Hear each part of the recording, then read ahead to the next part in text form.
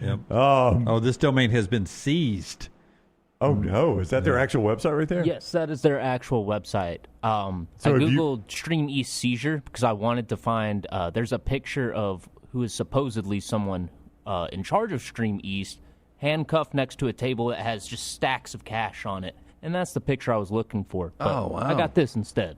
So have you used it, Tyler? I have not. I've only heard about it. And I can tell you, maybe I have. I don't know. I haven't used one of these sites in a while. No, You were using that other one, that like Uzi TV or whatever. Oh, yeah. I forgot about Uzi. Uzi was a pain in the ass. I mean, there were 80 unauthorized domains. I bet it was through these people. It probably was. The only thing I think I've ever watched pirated sports-wise was the end of that Oklahoma Army game. Y'all all remember that? Somebody was putting it up on YouTube or Facebook or something. Or what was it Vine where you could stream video? Not Vine. There was a way you could stream Periscope through Twitter, I think is where I watched it. But it was when Army took Oklahoma to overtime in Norman, and the game was only available on pay-per-view. Nobody could see it. So I remember one time your daughter was over at the house with Leighton, and they watched the movie It, and they watched it on one of these streaming services, and it was in Armenian. Like the subtitles. Oh, that was how I used to watch movies before I would go see 100 in the theaters every day. I'd pull it up on some sketchy Russian website, and then sometimes, like in the middle of the movie, you'll see somebody get up and like wiggle through the rows. Like, it's scary, because I've got a bunch of teenagers running around, and so I talk to them, and like movies will come up, and they'll be like, "Yeah, I saw that last night." And I'm like, "What theater?" "No, I saw it on my device." And I'm like, "Well, it just came out last week." So, like, how many of our kids are watching things on these pirated things that we don't even know anything about? And I don't even know if they realize there's a moral issue there.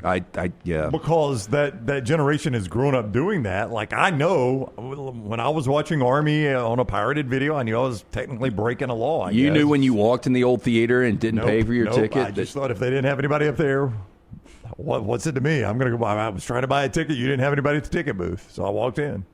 You buy them at the concessions. I didn't know that. I have tried to explain this a million times. I bought concessions there, not a ticket, but I did buy concessions. Likely story. Okay. Final thoughts brought to you by our friends at Champy's World Famous Fried Chicken, champyschicken.com, Highway 119 in Alabaster. Sterling and the crew there to help you with lunch today. It's an hour into lunchtime for America, and you can go to Sterling's Place, Champy's Chicken on 119, and get wonderful chicken that's brined overnight, cooked to order, hand-cut chicken fingers, Mississippi Delta recipe tamales, and so much more. Champy's Chicken. Go by there, get that tailgate package. Take it to Jordan Hare or Brian Denny this weekend and enjoy the best in Southern comfort food with Sterling and the folks at Champy's Chicken. All right, one interesting game to watch this weekend. Arkansas in a look-ahead game against Ole Miss next week. Arkansas State coming to town, and what Butch Jones silently behind the scenes is building up as anything from the next round when you listen on demand through the podcast platform of your choice: Apple, Spotify, iHeart, or Google Podcasts. Wherever you listen, always like, follow, subscribe, and turn on automatic downloads so you catch every part of the next round. Listen anywhere in the world at any time on the Next Round podcast feed, and support the show by following, subscribing, and turning on automatic downloads on any podcast platform. Thanks for always making the Next Round a big part of your day. Yo, kinfolk, what's good, man? Let me holler at you for a minute. You know how life can be life. You're out there chasing that dollar. Every dollar is accounted for going somewhere. Then all of a sudden, bam! Out of nowhere, a car accident. All I had to do was hit up my people at Alexander Shinara Trial. You already know when that dude Alex pulls up the trial, he shuts down the litigation situation. Yo, go to Shinara.com. Hit him up at 659-777-7777. Call me, Alabama. No representation that legal services provided are better than any other provider. Jim Dunaway, Lance Taylor, Ryan Brown. Live from the Birmingham Racecourse Casino Studios, the Next Round, presented by Bud Light, is on now. You know the routine on Fridays. We roll with our Pick 3. It is available for you right now at nextroundlive.com. Nextroundlive.com, brought to you by our friends at Buffalo Wild Wings. You can go there live right now. Make your plays all the way up until kickoff. on Saturday. It's Saturday games only, so you can't play Friday night games. Saturday games only, day and night, all the way up until 11 o'clock. Central Time tomorrow, so go play that. Thanks to our friends at Buffalo Wild Wings. We will spend most of the show talking college football, as we always do, including cupcake openers, home openers for Alabama and Auburn. We'll get to that in a moment. But we must start with the start of the NFL, the first of 272 games last night. Dallas and Philadelphia, a rivalry game that started off with one of the more crazy scenes you've ever seen. Dak Prescott says afterwards he was defending Tyler Booker because Jalen Carter of the Eagles was trying to get inside his head. It ends up with Dak spitting at the ground and then Jalen Carter walking up and spitting on him and getting ejected. Bizarre. Man, I have seen some crazy. I've seen people, put a boot in somebody's head, which is not good. Let me start by that. Biting an ear in a boxing ring is what I was thinking about. Yeah, I've seen somebody bite somebody's face. The whole. Oh yeah. Oh, no, not in sports. No. I'm just saying. But no, my point is I can't recall ever in public seeing anybody spit in anybody's face. Like some of the crazy things I've said. It is one of the most disrespectful things. And Jalen Carter's been in the league long enough, and he is such an elite player to do that in that situation. Like, it'd be one thing if they were down 28-0 and it had been the chippy game that it played out to be, and you did that, it's still a terrible look. But to do it before the game even starts, and then the way the Cowboys' offense was just moving down. I mean, it looked like it was going to be a disaster for Philadelphia. I did not think about this in real time. I only thought about it after they pointed it out on the telecast. But imagine being Tyler Booker, knowing all offseason, my first game is against Jalen Carter. That's one of the best defensive players in the NFL. Yep. That's exactly right. And you're standing in that huddle, and now he's barking at you because when you see the shot, Jalen Carter is a good 3 yards into the neutral zone beyond the ball, very close to the Cowboys as they're tending to one of his teammates who's being carted off what looked like an end-of-the-year injury for that guy, poor guy.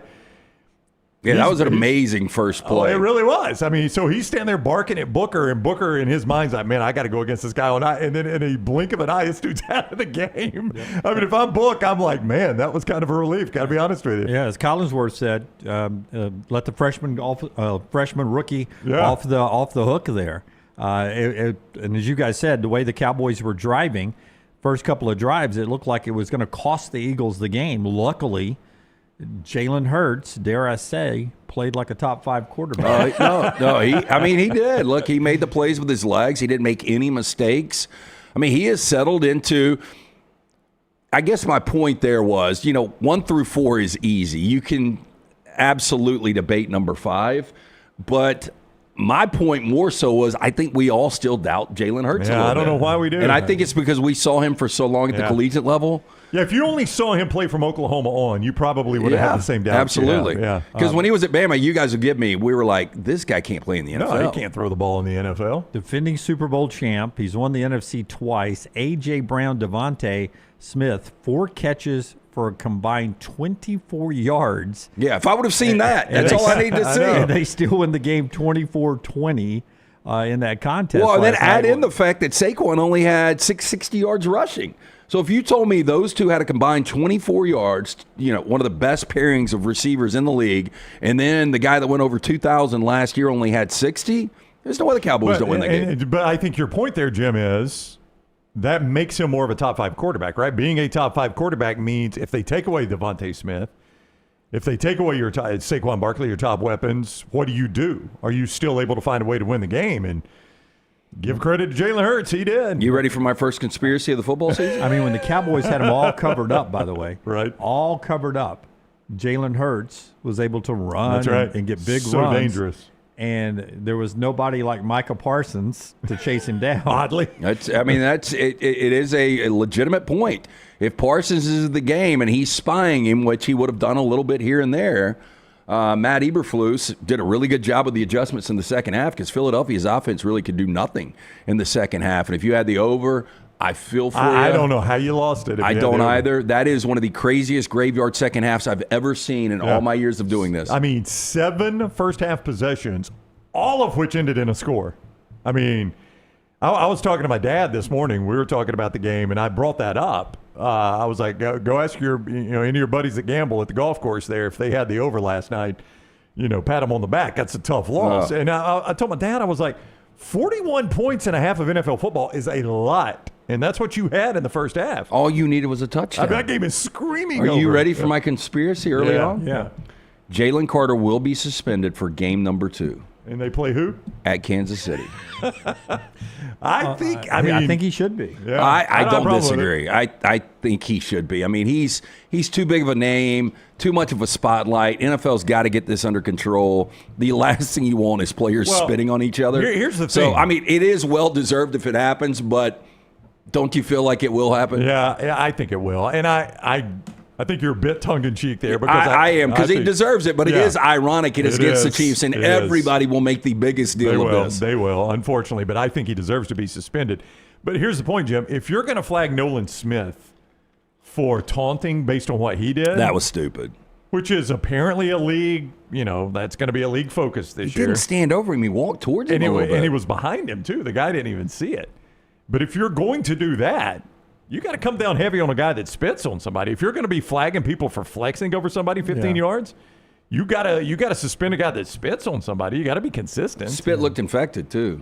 I would tell you, antibiotic. I would tell you, I was more bothered by the personal foul penalty hitting a defenseless receiver in the end zone in the first half when the Cowboy guy bobbled it. Jake Ferguson. And he had already started to and he hit him. I thought he hit him in the chest area. And what are you going to do in that situation? You're trying to dislodge the ball. But I knew they were going to call it. Oh, I did too. too. Yeah, 100%. The guy was already reaching for the flag. Once Ferguson is going, kind of angling down towards the ground, his strike zone is on the move. I don't know what the defender can do there. And I don't even think he made contact. I mean, his body, some of his lower, his hip area ended up hitting him in the head. Minimal. I mean, it looked a lot more, I don't know, a lot more violent just watching on the naked eye. But when you went back and watched the 3 different replay angles, wasn't bad at all. Yeah.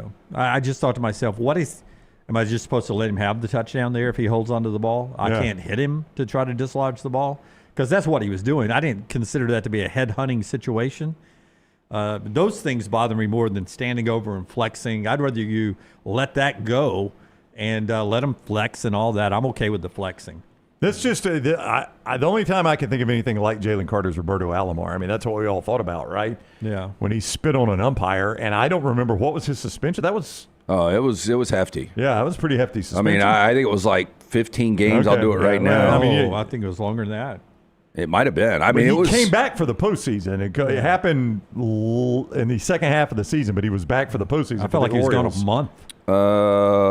Here we go. Yeah, that was a long time ago. It was. Yeah. 1996. I know. I remember I was doing sports talk radio in Anniston, Alabama, Dunaway. You think a lot of people were listening to me in Anniston? Now, one of them was spitting on a referee. That's different than another player. I agree. I agree, but still, I mean. Yeah, I think the suspension, it seemed like it was longer than that. While you look that up, we'll jump into a couple other storylines. Show being brought to you by a couple of our great sponsors, one of them, Urology Centers of Alabama. Urology Centers of Alabama, staying on top of your health, prostate health to kidney stones and everything in between. They've got 16 wonderful locations all over Alabama with the best urologists. They've been taking care of you for over 70 years here in Alabama. 205-930-0920. UrologyCentersAlabama.com. Again, 70 years of the best urological care from Urology Centers of Alabama. 205-930-0920. UrologyCentersAlabama.com. It was only 5 games. Is that it? Yeah. That was a long time ago. Yeah. You used to be able to charge people with bats. I guess so. One more show. Before we get to college football, a couple of things from the NFL. Christian McCaffrey, landmines in full effect. I said I would have played San Francisco in my the he's still going to play, though. Calf injury, he's on there. I don't know if he'll play or not. It's the first thing I thought this morning when I saw the story. I mean, they did get Brian Robinson, so this might be something they've known about for a few weeks. Yeah, so I'll switch off of San Francisco as my play there. Micah Parsons, so we talked about him a lot last night. Green Bay hosting Detroit, big game this weekend. Didn't really work out a lot in camp because he was holding out. And then reports are he may have a lingering back problem, which, by the way, if that becomes chronic, good move by Jerry Jones and the Cowboys. Yeah, you'll look like a genius in the long run if you're Jerry. Do we see Micah Parsons this weekend? I think you will see him a little bit. He's obviously not in game shape. I mean, the funny thing is a lot of these holdouts, you see these guys purposely having, some kind of video shot where they're out working out. Yeah. The only thing, Michael was just hovering around with a towel on the head, eating nachos, laying on tables. Laying on the there was table. none of that. So I do question what the game shape is like right now. But I think some situational, some third down, and that's what I've 7, read. 10. Yeah, that's what I've read. Is you may see him on third down or really obvious passing situations. Texans Rams SoFi. C.J. Stroud's first chance to go back to his hometown and play in this one. He's fired up. He says this is something he's been looking forward to his short career, but he's from the L.A. area. He gets to go back and finally play in SoCal. Well, I hope he buys 2,000 tickets for, kids that don't really get to see a lot of football and for all of his family and friends, and I hope he throws 3 or 4 picks. That's right. He lets them all down. The Ravens and the Bills, big game, of course, on Sunday Night Football. And what anniversary is it? 20 years of Sunday Night Football? Is that it? They said it last night. They were celebrating it last night. They showed a video. Far back that Madden was part of it Al originally. Michaels and John Madden, right? Yeah. So Madden was alive and still broadcasting. But Baltimore and Buffalo on Sunday night, it's the Ravens' trip back to where they lost in the playoffs last year. Good. If you're going to Buffalo, you want to go this time of year. That's an interesting game. Lamar's health is important to me, but also I want to see Josh Allen's weapons around him. What does he have to throw to? What does the running back look like now that he's got a full big contract? I want to see who's there to support Josh Allen this year. James Cook, one of those players that actually is better at this level than he was at the collegiate level. And a lot of that was Kirby had a lot of running backs at his disposal. And Cook was good at Georgia, but not to this level.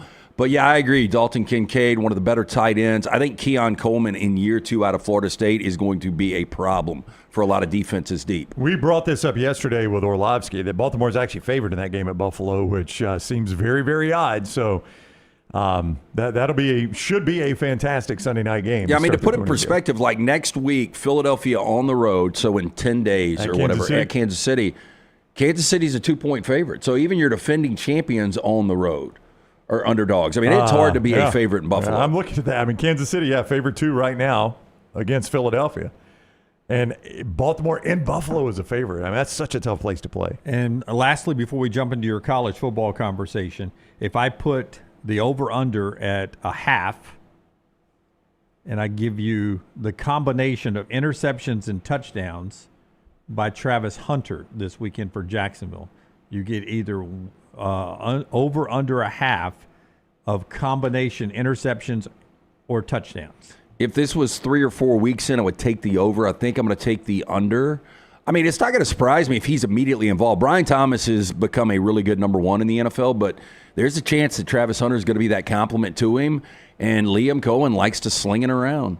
I'm going to lean under. I wouldn't feel great about it, though. So it's a good number. It's probably the way to put it. You don't think he gets an interception or a touchdown? No, I would say that he, has a couple of passes defended. I think he probably has 2 or 3 receptions, but I would lean no right now. Yeah. All right. Part of the show today being brought to you by our friends at Lance's Lock and Hemp Hill. You can get plays for tonight's Chiefs and Chargers. A winner last night. Yes, we had the Dallas Cowboys last night. Plus the 8 points. Relatively easy winner, I guess, depending on how you look at it. But more free plays tonight. The NFL, we've got the Chargers and the Chiefs. We've got 2 college football games. Jump on and win with us at Lance'sLock.com, where you get a free play every single day. It is always brought to you by our friends at Hemp Hill Services. Trust the name Birmingham has trusted since 1954. For all of your plumbing, heating, and cooling issues, any of these arise in your home or business, they are ready to serve you. 205-229-2090 or hemphillservices.com. And our guy, Alexander Shinora, trial attorneys, Birmingham guy. He was born and raised in Birmingham, and he wanted to make sure Birmingham was taken care of. His elite trial lawyers, 150 now and more, supported by more than 500 dedicated team members. They've recovered more than $2 billion, maintaining Alexander's core values of integrity, mastery, passion, and success. When you find yourself in need of an attorney, call the Alexander Shinora Trial Attorneys. You pay nothing unless they win your case, not a dime. Shinora.com, Shinora.com. All right. Alabama back at action. Boy, I bet they're ready to play. Put something else on tape. Taking on LA-Monroe. The jokes about soft play and lackluster effort has been talked about all week. And the X's and O's, though. that offensive line, considered to be the best in college football by people like Pro Football Focus, didn't put that on tape at Florida State. Ryan Grubb gets asked this week, what about the pass protection in that loss against Florida State? Where do they need to improve to help Ty Simpson out a little bit? What did you think about the pass protection on Saturday? I thought, KP, I thought had a pretty good day. There was a couple late pressures, but he was holding up for a long time. Interior pressures were a couple times we had a few problems, which is always the hardest for the quarterback to deal with is interior pressures fast. So they shored up later in the fourth on that, but I think they did a good job with some of the twist games that they presented, and overall 3 sacks is not where you want to be, and I think we had 40-some attempts, so that's not where you want to live either, but I thought it was okay. I think there's certainly some ID things that we can continue to be better at. No Jaden Roberts. Remember, he's been battling that injury. See what it looks like when he gets back out there on the reg. But I gave you that stat on Monday. When pressured, Ty Simpson was 1 of 10 for 30 yards and 3 sacks. They got pressured on 16 of 51 dropbacks. He said Proctor had a good game, a couple of late pressures. That was not the image that was portrayed, according to those that went back and graded it, not coaches, but unofficial gradings, had him with 6 pressures. And well, like I said yesterday, I've gotten in this algorithm, these TikTok coaches, and that is one of the most popular subjects they've been looking at this week. Is Proctor. Because he's a perceived first-round draft pick. There was some talk, Lance, about him being the overall number 1. And I think a lot of people are questioning the effort. He's got the skill set, and he's such a massive, massive guy. And from his freshman year to where he is now is night and day. Yeah. So I think he will flip it around quickly. You're now going against a Louisiana Monroe defense who, by the way. Did you see their numbers? Yeah. They played St. Francis. Is that Division II? Can you guys give me the nickname of St. Francis? I'm going to go, they are the Crusaders. They're in Pennsylvania. I'm going to say they copied the Eagles. They're the Eagles. I can't figure this out. They're the Red Flash. Okay. For whatever reason. But La-Monroe only had 3 sacks against the Red Flash. And you tell me if La-Monroe's quarterback, Aiden Armenta. Sounds like maybe they used to be the Choctaws. No doubt about it. I was going to say that was a Native American mascot there. But apparently Aiden Armenta is the starting quarterback for the Warhawks. 12 of 23, 95 yards, a touchdown, and a pick against the Red Flash at home. So, but they only gave up 131 yards against the Red Flash. It was not a good game, 29-0, and I don't think you can take anything from it, but their defense played okay against the Red Flash. It's going to be a bit of a step up against the Crimson Tide. And our friend coaching the Warhawks. Lance, no, it used to be Lance. Brian Vincent. Brian Vincent. Yeah, Brian Vincent. Yeah.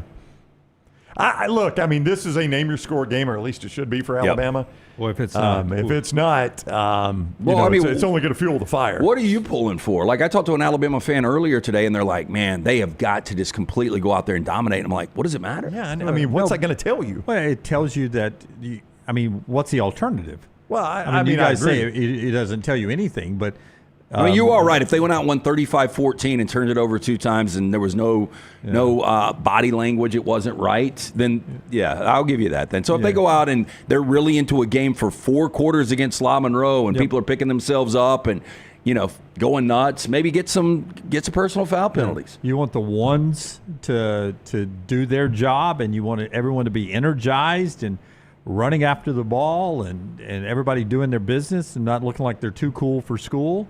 Then you want the 2s to go in there to do that. You want the 3s to go in there to do that. You want the coaches to look engaged on the sidelines. You want everything to click. And if it's 56-0, then it's 56-0. You've learned nothing about your team except, we can do what we're supposed to do. You're right. I've just heard a lot of Alabama fans this week, and I've heard a lot of Alabama fans say some variation of this. Look, our whole season is Georgia now. So I think Alabama fans are like, La-Monroe, Wisconsin, you better beat them. Our whole season is Georgia right now. And I think there are a lot of Alabama fans that are like, Georgia will tell the entire story of whether Alabama makes the college football playoffs. Kalen DeBoer's, not his job status, again, we've talked about that enough on this show, but his approval rating and things like that, a lot of that's going to be determined by what happens in Athens. 2 things. If Alabama beats Georgia, at the end of September, if you're an Alabama fan, 3-1, probably where we thought we would be. So you're back at a good spot. But I guarantee you at that point, the narrative is, man, Gunner, Stockton, and George, I think they're dropping a little bit. I know. I've got to see Ty Simpson look more comfortable. I agree. This will be a good game for him to sort of ease into a little rhythm. Yep. And then a growing conversation around the country is Ryan Williams, a guy that is considered to be the star on this team. He's on the cover of EA Sports. He's probably the highest paid player, if I had to guess, in the NIL. Yeah. Wouldn't you think he's I said it the other day. I wasn't going to press Aaron Suttles, who I do a Bama and Bourbon with, and he's part of the collective, and I'm sure he knows these numbers. But I was like, you don't have to go on record. But I would assume Ryan Williams is the highest paid player on that roster. Now, he may not play because of the concussion protocol. That would be smart, I guess, to rest him. In fact, I don't think I would play him. Yeah, so that's smart. But at some point, Ryan Williams has to become a bigger part of this offense. And if it's tomorrow, then it's tomorrow. And you start working with, it's what these type of games are for. You can start getting a little positive momentum, get a little chemistry with your quarterback in a game. There's a lot that you can do in a game like this, even if it ends up being 56-0. I don't know if Ryan's going to play or not. The concussion protocol, we'll see if he plays or if he takes the week off to get the head right and be ready to go next week against Wisconsin. But at some point, whether it's this week, next week, or at Georgia again, he's got to become a big part of the offense, especially now that you got Bernard on the other side. He's putting up numbers every week to where that should be loosening up some of the coverage on Ryan Williams. Yeah, we went from the perception of Ryan Williams was, even a little bit before Jeremiah Smith because of the big plays against Georgia. Like, this kid at 17 is going to be a first-round no-doubter. Now the perception has changed a little bit. People are talking about he's soft with the TikTok videos and he wants to podcast, and I'm not going to go full Jason Whitlock here, but the painted fingernails, you can paint your fingernails. It was like Caleb Williams got crushed after he lost a couple of games painting his fingernails. You can paint your fingernails as long as you're winning games. That's right. Everything gets picked apart. Everything gets picked apart. So it is going to be interesting to see how Ryan Williams turns this back around because we know how talented he is. And again, we don't dive into the X's and O's, but you heard Klatt talk about 80% of the time he was lined up in the slot. Yeah. He was like, that was so out of character, and he was just getting beat to death by these safeties. Because he's not the biggest guy in the world. Did you see the play where it was a long completion to Bernard, but Ryan ran two of the defenders off on his route, and Bernard was sort of filling the gap behind him on the route. Yeah.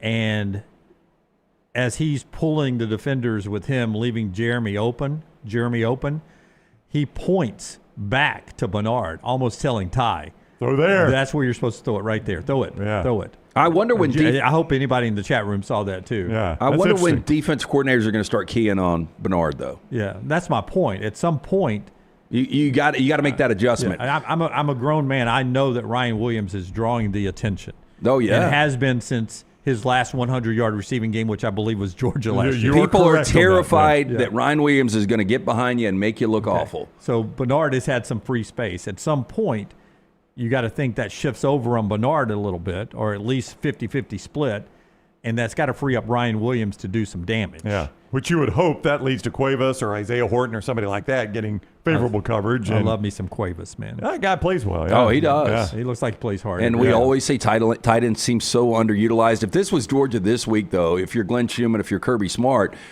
I go out there, especially with Jam Miller and, whatever his situation is going to be. I guess we fully expect him to be a go in Athens. But, man, I loaded up, and I'm like – and, I could list 5 to 10 reasons Alabama lost, and I would not put Ty Simpson on those lists. But I would make Ty beat me in Athens. I would take away the run, and I would take away Bernard. Yep. And see if the others can work it out. All right, to Auburn we go right after LT tells us about our friends at Odie's. Odie's Tavern, a great place to watch all of these games starting tonight. You can watch the games in live music later tonight, live music tomorrow night. Great place to watch games all day on a Saturday. Incredible food from Rodney Davis. Almost 4 decades now. The award-winning wings, delicious burgers, great sandwiches like that Diablo sandwich. You got to eat it with a fork and knife. Ice-cold beer buckets full of the Bud Light. Get in, see Will Haver and that great staff. Birmingham Institution, 2 locations, the original in Crestline, Newest in Edgewood, it's Odie's Tavern. All right. For Auburn, I want to see them throw it around a little bit as they take on Ball State. We know they can run it. They just ran all over Baylor. Quality win week 1. Horatio Fields, one of those great wide receivers who did a great job blocking. That's not what they came to Auburn for, though. They want to catch some passes. Horatio, passing game this week, what do you think?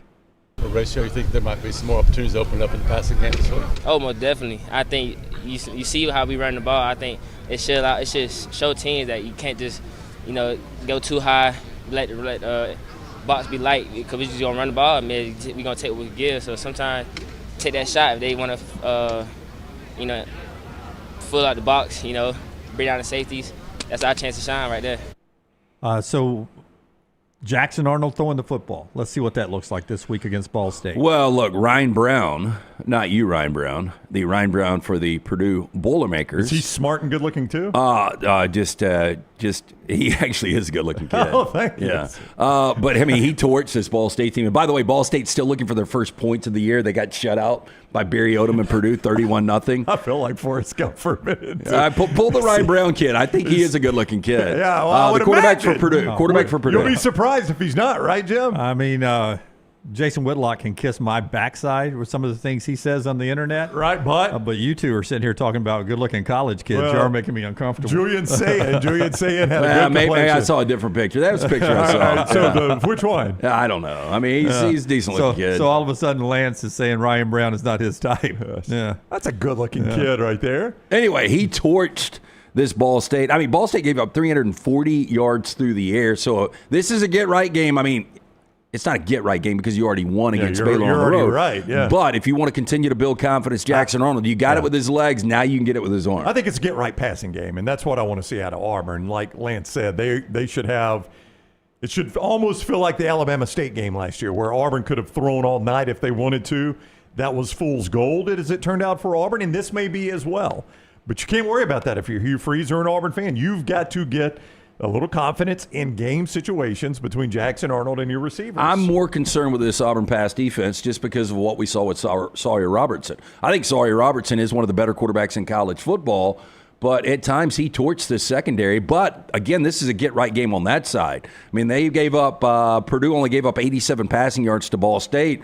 I would assume DJ Durkin goes out, hey, let's pitch a shutout. Yeah, why not? Keep him out of the end zone. All right, so that's a couple of cupcake home openers for Alabama and Auburn, and Auburn wants to keep everything going positively.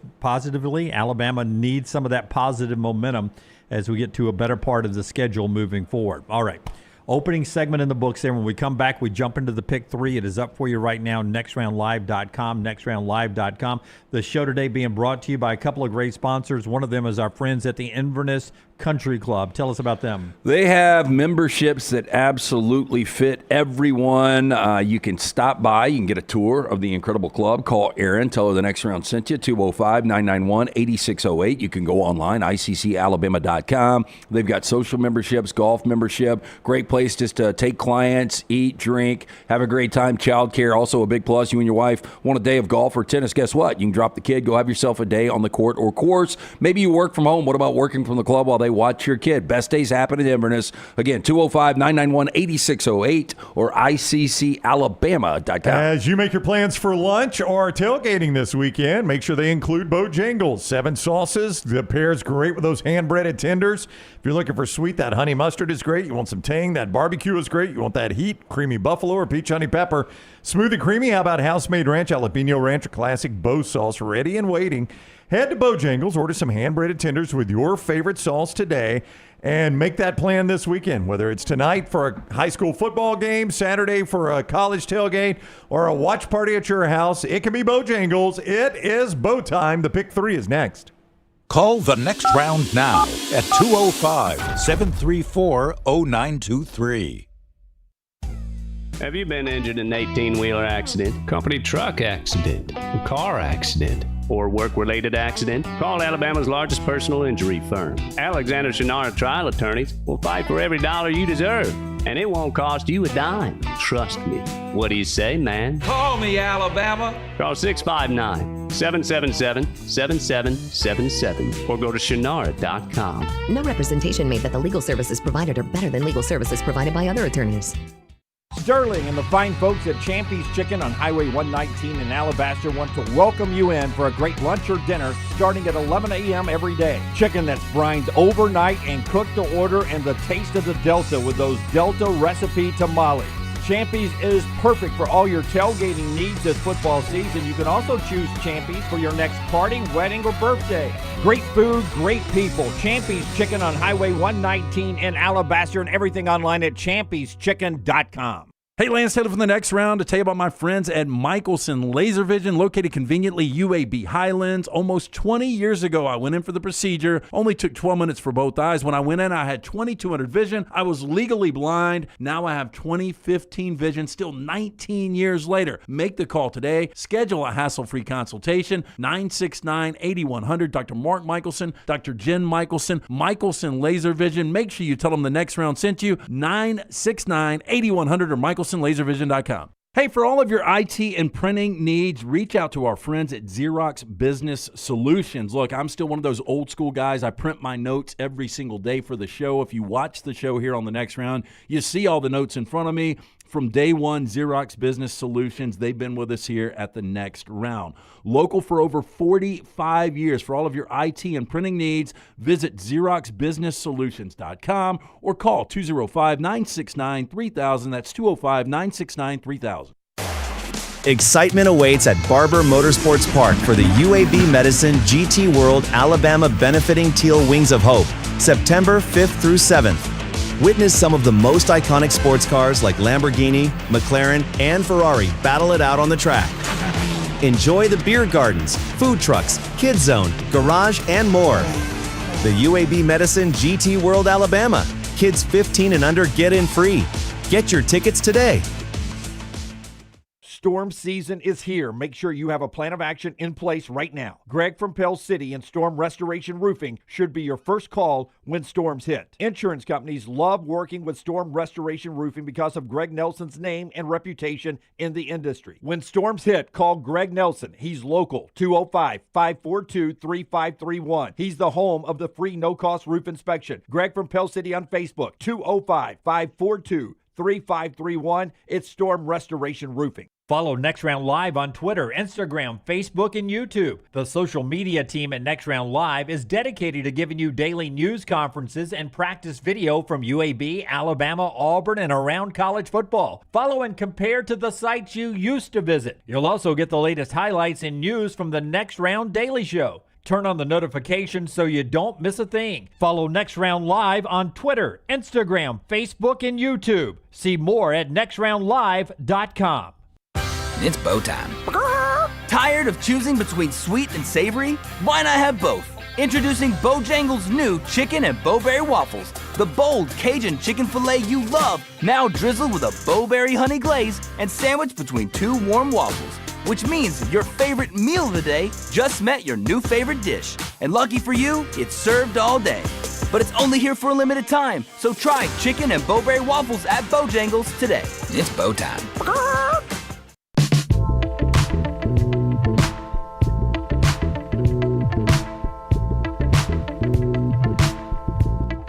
Charlotte will give us that Pick 3 song coming up in a moment. Big announcement. We're on the road for 6 different road shows on Football Fridays in Tuscaloosa and Auburn. The first one is a week from today, next Friday, and we'll shift the show a little bit. Instead of starting at 9, we'll start at 11. So next Friday, 11 to 2, with those mighty Badgers from Wisconsin, the Big Ten, coming to Tuscaloosa. Will be at Galette's. That's right there on the Strip, Galette's. That's not the place where Marshall Tucker was playing and somebody got thrown through the window. No, that was the Nick on the Strip, and now it's was the Juniper. I don't even know what it is now. It's probably been a lot of things, but Galette's has been Galette's a long time. Yeah. So we'll get to have the Yellow Hammer. Oh, yeah. And so, like, Galette's newly remodeled, hell, it's probably been 10 years ago. We remember the old slop in the back of Galette's. Yeah. But I think we're going to be up front. They've got a front area for us, or we might even be on the patio. Weather dependent. Galette's next Friday, 11 to 2. If you're in town, if you're just one of our Tuscaloosa viewers or listeners, and love places like the Heritage House and things like that, come on out. Hang out with us, 11 to 2.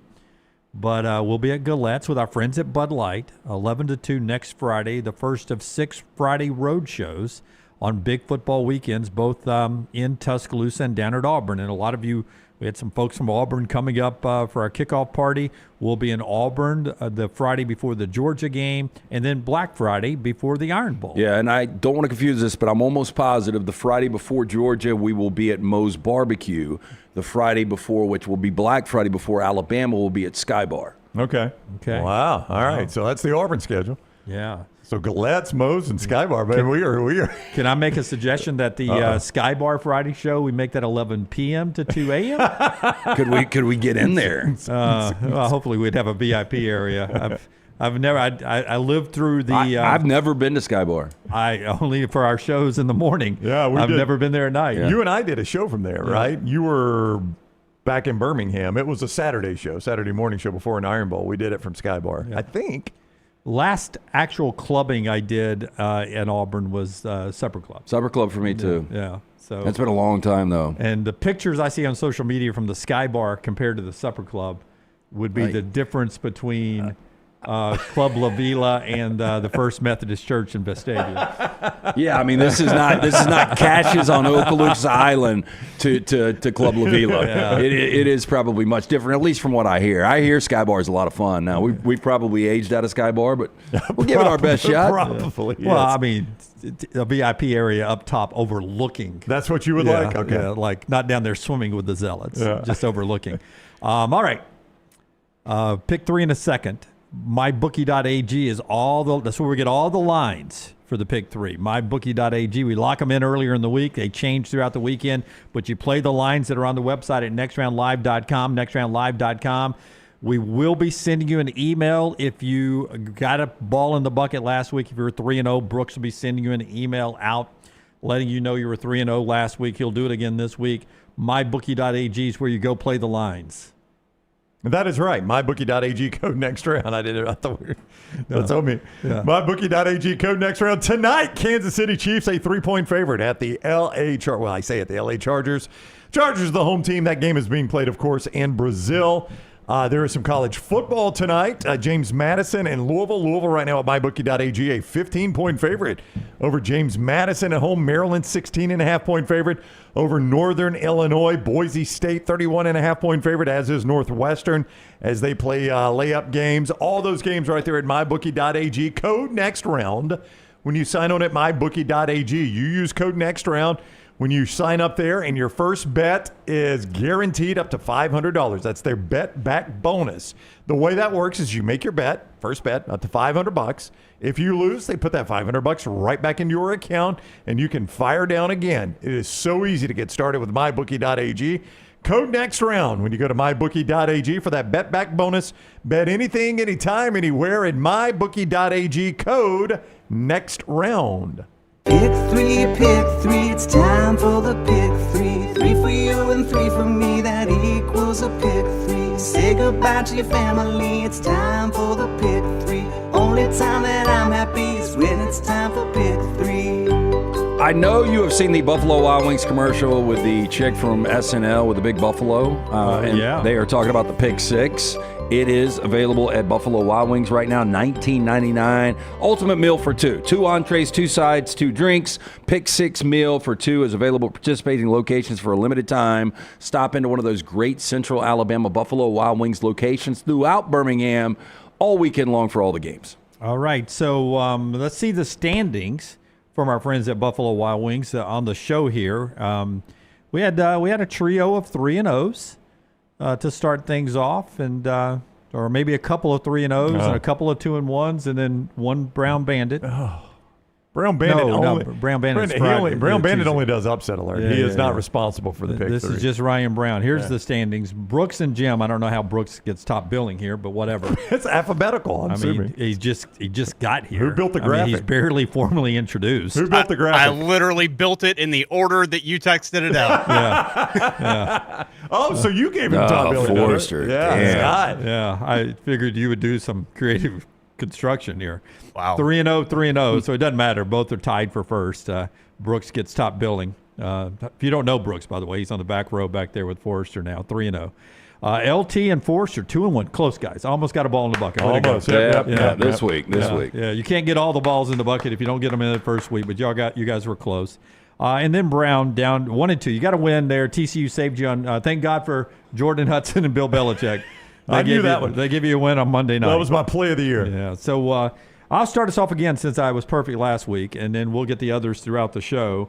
And then we'll do some picks, and you can always get yours in the chat room. We'd love to see those. But the only place you can play them officially is either calling the show or going online at nextroundlive.com. So you may throw them in the chat room, but that's not official because we get so many comments there in all the chats. We can't do it. But here are my 3 plays this week. Please don't get too excited about my artwork. They're just letters this I've week. got good artwork. Yeah. Give me Illinois, giving the points. Give me Navy, giving a lot of points. And give me Ole Miss giving points. Illinois. This is the old Dunaway I remember. This is him. He's back. I was all power last week, too. All power last week. Yeah, but I'm talking about power as far as like going with every Asian that just landed in Vegas and like, I'll take Illinois. Illinois minus 3.5. Don't let that hook scare you because it scares me. So don't let it scare you. I'm scared enough there for it to be me. And really, it's just 3 at mybookie.ag. I make it 3.5 because that's our rules. You don't want to push. Can't have a push. If it says 3, you got to make it 3.5. You can't make it 2.5. So I hope you guys play. Well, we favor our direction. Like if I was taking Duke. No. I took mine was 3. I went 3.5. I'd take 2.5. Oh, you can have 2.5.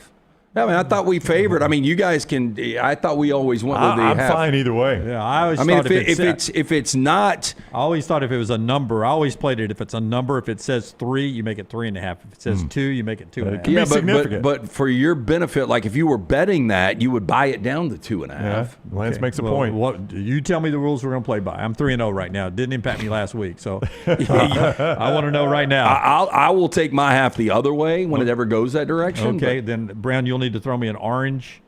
Because you did benefit by this last week with Toledo, right? We need orange pin? No. I played it at it was 8.5. It was 8, so I got 8.5. Right. So you played it up. That's what I'm saying, and it hit on 8. So well, I'm just saying whatever the flat number is, I just always put a half on it. So if I was plus but you 8, would put it with your benefit, I would think. I mean, you did last week. No, I was just saying. You see, if it's minus 9, I make it 9.5.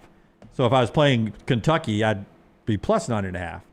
And if I'm playing Ole Miss, I'm minus 9.5. You would be minus 8.5 is the way you should do it. Yeah, well, no, that's not the way I've always done it. So I'm 2.5. I'll take that. 2.5. That's a win for you. That makes it less scary. That's right. That old field goal. It's a winner now. That old field goal doesn't matter as much anymore. So that means I get 20.5 on. No, it's 21. I got it at 21.5 this morning at mybookie.ag. Yeah. Oh, I looked this morning. I mean, you guys are both going to play that because of the golf factor. No, it has nothing to do with the golf. And what's Ole Miss in my bookie against Kentucky in that big SEC matchup? That thing's dropping. Oh, is it, Lance? Oh, yeah. It's been 10 all week. It's at 9 right now, so you'd go 8.5. Well, it's probably 8.5 now that they saw Dunaway's board. 8.5. 8.5. All right. It's not as pretty. You're taking Ole Miss? Yeah, 8.5. So it's not as pretty now, but so there you go. Those are the winners. 3-0. See if he can be 6-0. Never had 2 balls in a bucket. Have you not? Yep. You got to be careful with the bucket. In this game or anywhere. You got to be careful with the bucket. All right, let's talk about some games. We'll get these guys' picks a little bit later on, and we'll get Brooks and Forster at the end of the show, as we tend to always do. For me, let's go around the SEC. Texas playing host to San Jose State. Texas's offensive line, the O-line, to me, did not look bad against a challenging Ohio State defense. I thought they actually played pretty good. I thought they should have probably run the ball more than they did. They should have. I mean, C.J. Baxter and Trey Wisner went 166. Again, it was a weird play call game for Steve Sarkisian, and you would think that he would go to those guys more to take more pressure off of Arch and even more design run for Arch. Joel Klatt brought that up in the game. I think you'll see a lot of that. Texas 8-0 all-time against Mountain West schools, winning by an average of 41-7. I fully expect this to be one of these bounce-back games that we talked about with Alabama and Auburn. I agree. Central Michigan bet 236 rush yards on San Jose State, so that tells me Texas can run at will, which in theory should open it up for Arch Manning as those safeties and linebackers creep closer and closer on the run. for Arch Manning to get a little more confidence back, like we talked about with Ty Simpson and Jackson Arnold. So I think this sets up very, very well for Texas to maybe erase some of the offensive issues that they had against Ohio State. Utah State, Texas A&M. Texas A&M didn't overpower an improved UTSA team. Le'Veon Moss, coming back from his injury, just got 14 snaps in the game. It'll be interesting to see how they use him against Utah State this week. And KC Concepcion, the kid that comes in the transfer, receiving touchdown, kick return for a touchdown. They've got another weapon there with Moss. Moss needs to get to 100%. And Marcel Reed, I still think the jury's out to see how good this kid is. Yeah, 22 of 34.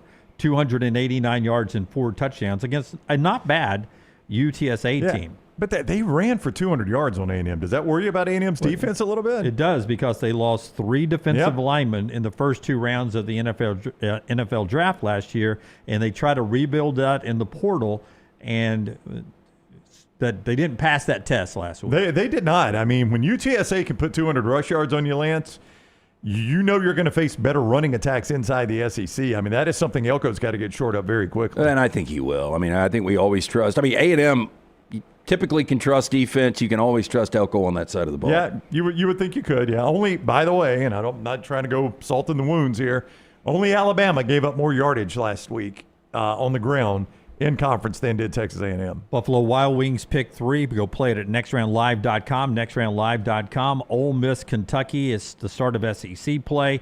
The concern for me about Ole Miss is Austin Simmons. He threw it for 341 yards against Georgia State, 3 touchdowns, but it's the 2 interceptions that are concerning. It is. I mean, when you're throwing interceptions against Georgia State, a badly overmatched squad, the level of defense you're about to face increases exponentially when you play Mark Stoops in Kentucky. And then you're going to have to do it on the road. I know Kroger Field's not a particularly difficult place to play, but there is some discomfort to playing on the road. That's why a lot of people are where you are, Lance, taking Kentucky in this situation. Well, I mean, Kentucky's got to figure out a way to score some points. I mean, they averaged 14.1 points in conference last year, which was obviously dead last in conference, but they have, at least through 3 games against Lane Kiffin, figured out his offenses. They have, but keep in mind, who was the leader in scoring defense in the SEC last year? That was Ole Miss. That was Ole Miss, Pete Golding's defense. So this would scream defensive battle here in Lexington. We talked Alabama and Auburn in the first segment. One more of the little cupcake games, Louisiana Tech and LSU. It'll be interesting to see how clean LSU plays in this game, coming off the big build-up for Clemson. No threat of them losing this game in their home opener. Just how clean can they be and how healthy can they get out of this in-state battle with La Tech is my look at this game. I would agree. I think, if you just want to talk intangibles, the emotional part of it, I think the natural thing would be for LSU to have a little bit of an emotional letdown here and maybe be a touch flat after that big win at Clemson. Well, and look, you've got Florida coming up next weekend. That's right. So this is classic look ahead, right? Yeah, I think it's one of those situations where, and La Tech should be much improved this year. I mean, they're coming off a 24-0. It was against Southeast Louisiana, but they're coming off a shutout. Tim Rattay not walking through that door, though. The bigger games in the SEC, Todd Fuhrman at the top of the hour. In just a second, a reminder that Greg from Pell City in Storm Restoration Roofing is absolutely a local family man who wants to help you with most people's most valuable possession, their home. It's what protects your family. It's a safe place for you. And if you've got a bad roof, it is costing you money, and it could cost you a lot of money if you have one simple water entry point on that roof. That's where Greg from Pell City and his free, no-cost, no-obligation roof inspection can actually help you out. 205-542-3531. 205-542-3531, or go look him up on Facebook, Greg from Pell City. Here's a number of ways that Greg is there to help you out as a good family man, family woman that may be watching or listening to us. He's got financing now. If you're worried about the deductible or the cost of a repair that's outside of what your insurance will do, He's got financing available. He's worked out some deals there that can give you the best options that helps cover the cost so that you're not getting deeper into the hole with more roof damage, more damage to your home. That's great. He also has a wonderful relationship with all the insurance providers because he's been doing it here locally for over 20 years. He knows most of those men and women that handle the insurance adjustment. That's going to help you get the maximum amount coming out from your insurance company. And he understands insurance. Because he's been doing this so long. He can maybe tell you something about your insurance policy that may have changed since you last looked at it. Just a great wealth of information. The best in the business is Storm Restoration Roofing. That's Greg from Pell City, 205-542-3531, or look him up on Facebook. Greg from Pell City right there. He and his wife are running that company like champions. Speaking of champions, Eli Drinkwitz has dreams at Missouri to get them into the playoffs. Big test this week with Kansas coming to town and a healthy Jalen Daniels. This shapes up to be maybe one of the better games of the weekend. Well, Kansas already 2-0, and look, the competition hasn't been great, but they've only given up 7 points through 2 games. 14 points, 7 points per game through 2 games. The least amount they've given up since 2009. You guys remember those teams in 2009, right? Mark Mangino. I think it was Todd Reesing. Yeah, the quarterback. Was that when they reached number 1? No, I think that was 2006. They got up really high in 09, though. Yeah. Would you look at the other side? I mean, Missouri, Bo Pribula is going to be that guy. He was really good in week 1 for whatever that means. Again, not a lot of competition. Central Arkansas, they only gave up 6 points in that game. But first Tiger with 2 passing touchdowns, 2 rushing touchdowns, and hitting 80% completion in a game since Corby Jones back in 1997. Corby Jones. Hey, by the way, 11 straight home wins right now for Missouri, and Drink is 17-4 in non-conference action at Missouri. Think about that. Who's 6-4 at Alabama? Wow. Drink is 17-4 at Missouri. So they protect the rocks at Missouri. You're not going to come in front of these rocks and beat us. The old border war. I didn't watch it much as a kid, but it wasn't on TV a whole lot because Kansas sucked. Yeah, but as far as Big 12 rivalries go, Big 8 rivalries back in the day, this was at least a Big 8 rivalry. Yep. Our friend Taylor, who listens to the show and watches the show out in Kansas City, she's a KU grad.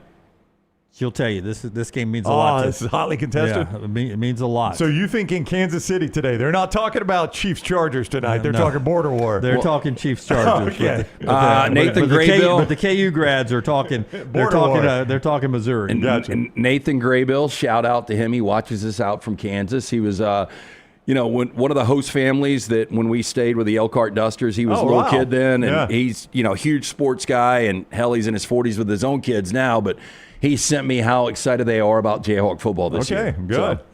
And then I actually saw one of the guys, I forget which one it was, at USA Today pick the outright upset here.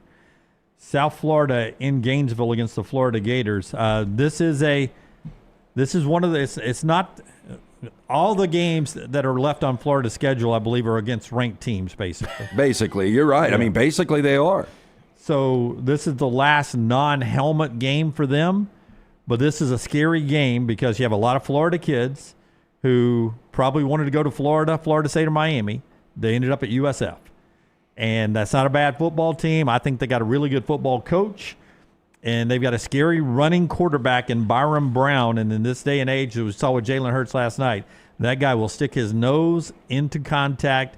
Scary game. I don't think they can win it outright, but I think they can play it inside the number. Well, I mean, what's interesting here is, unfortunately for South Florida, you win the game against Boise, but now you're on everyone's radar. That is right. And so I think you've got the interest of Billy Napier in this Florida Gators team, but if you're Florida, you don't want to show too much because you got so much coming up. So, if you're Florida, your goal is Byron Brown. You got to be able to contain him. 253 total combined yards against Boise State. Had a couple of touchdowns, and he's the difference. One of the reasons everything went off the tracks for Alex Golish last year in September is because he went down and he was out for the year. I'll put it this way, though, Lance.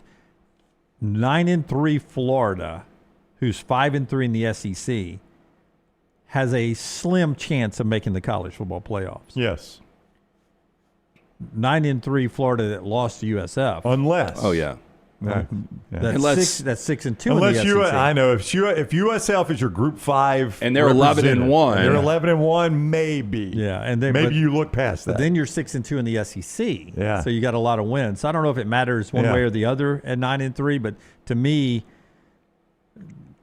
you need this win if you're going to be. I agree. I don't think you can make a case as a Florida fan that if you lose this one, you're going to win at LSU, you're going to beat Miami, you're going to win all these other games that are on your schedule. Yeah, and then we will get to the big games with Furman, Arizona State, Mississippi State, Michigan, Oklahoma, of course, the biggest in the country. Vandy and Virginia Tech's got some interest here locally as well because a lot of SEC pride against the ACC there, and all the other games as we continue. But you can play them right now at nextroundlive.com, nextroundlive.com for about the next 25 hours, all the way up to kickoff. Saturday games only. Can't play tonight's possible upset of James Madison over Louisville. I'm kidding. That's a lower number than I would have thought, though. 15. Me too. In Louisville. In Louisville. Yeah. So that's a play coming up at Lance's Lot. Lance'sLot.com. Play on that one coming up a little bit later on. But right now, viewing menu brought to you by our friends at Michelson. Hey, to view life in 4K, 205-969-8100. The number that I called years ago. Ask for Amy. Tell her the next round sent you. She's going to hook you up with a hassle-free consultation. If you wear the glasses or contacts, you're wasting money each and every year. Speaking from experience, make the phone call that I made. Dr. Mark Michelson, Dr. Jen Michelson, best in the business. For more information, 205-969-8100 or michelsonlaservision.com. All right, we got a new release in theaters today. It's another Dakota Johnson romantic comedy. Splitsville. It is Splitsville. Way to go, Jim. Yeah. He's already pre-screening, man. Right. Jim's got a ticket. I get all those sent to me. I get to watch them early. Let me tell you about this one. She's in a relationship where her man's not enough. They have an open relationship, and she's allowed to date outside the marital circle. Is that what it is? That is the premise of the movie. Damn. Ask him what The Godfather's about. But yes, you can go see that in theaters this weekend. If IMAX? It is not an IMAX. On Prime, you can watch September 5th, since today is September 5th. Man, it's so intense. It's an intense movie, but I think it's a fantastic movie. If you like broadcast dramas, then this is one for you. If you like historical, based on a true story movies, you'll like this movie as well. Great acting, great tension throughout the whole thing. And then on the total opposite side of the spectrum, on September 5th, this is about Munich. Yeah. That's what I was about to say. And how the sports department for ABC took it over. Right. They wanted to run with it, and what a great job, and how on edge everybody was, really across the world. But it's so well done. Shout out to Jim McKay, Howard Cosell, and others who did a great job. I remember, loosely watching that live. I have blurred memories of it. Yeah. They use archival footage of Jim McKay and his coverage of it in the movie, so that's really cool as well. But on the total opposite end of the spectrum, HBO Max has added Friendship to its catalog. This is the Paul Rudd, Tim Robinson comedy. Wow. It is very goofy. It's uncomfortable. It is uncomfortable. Yeah, the Tim Robinson guy, I didn't know who he was, but boy, he plays uncomfortable extremely well. Yeah. Yes. If you like his style of humor at all, he's got a sketch comedy show on Netflix called I Think You Should Leave, and it's the same sort of wacky, high energy. Yep. I tried to watch The Paper last night before the NFL game. Okay, this is the one that's the Office people did it, right? Yeah. What'd you think? I am a Peacock subscriber, so I go to watch it, and it requires me to do a Peacock upgrade to watch it. Okay. Does that cost anything? Upgrades do. I thought you meant like upgrade. By the way, I got baited into upgrading my Disney Hulu, $3 extra, no commercials. I had to do it though.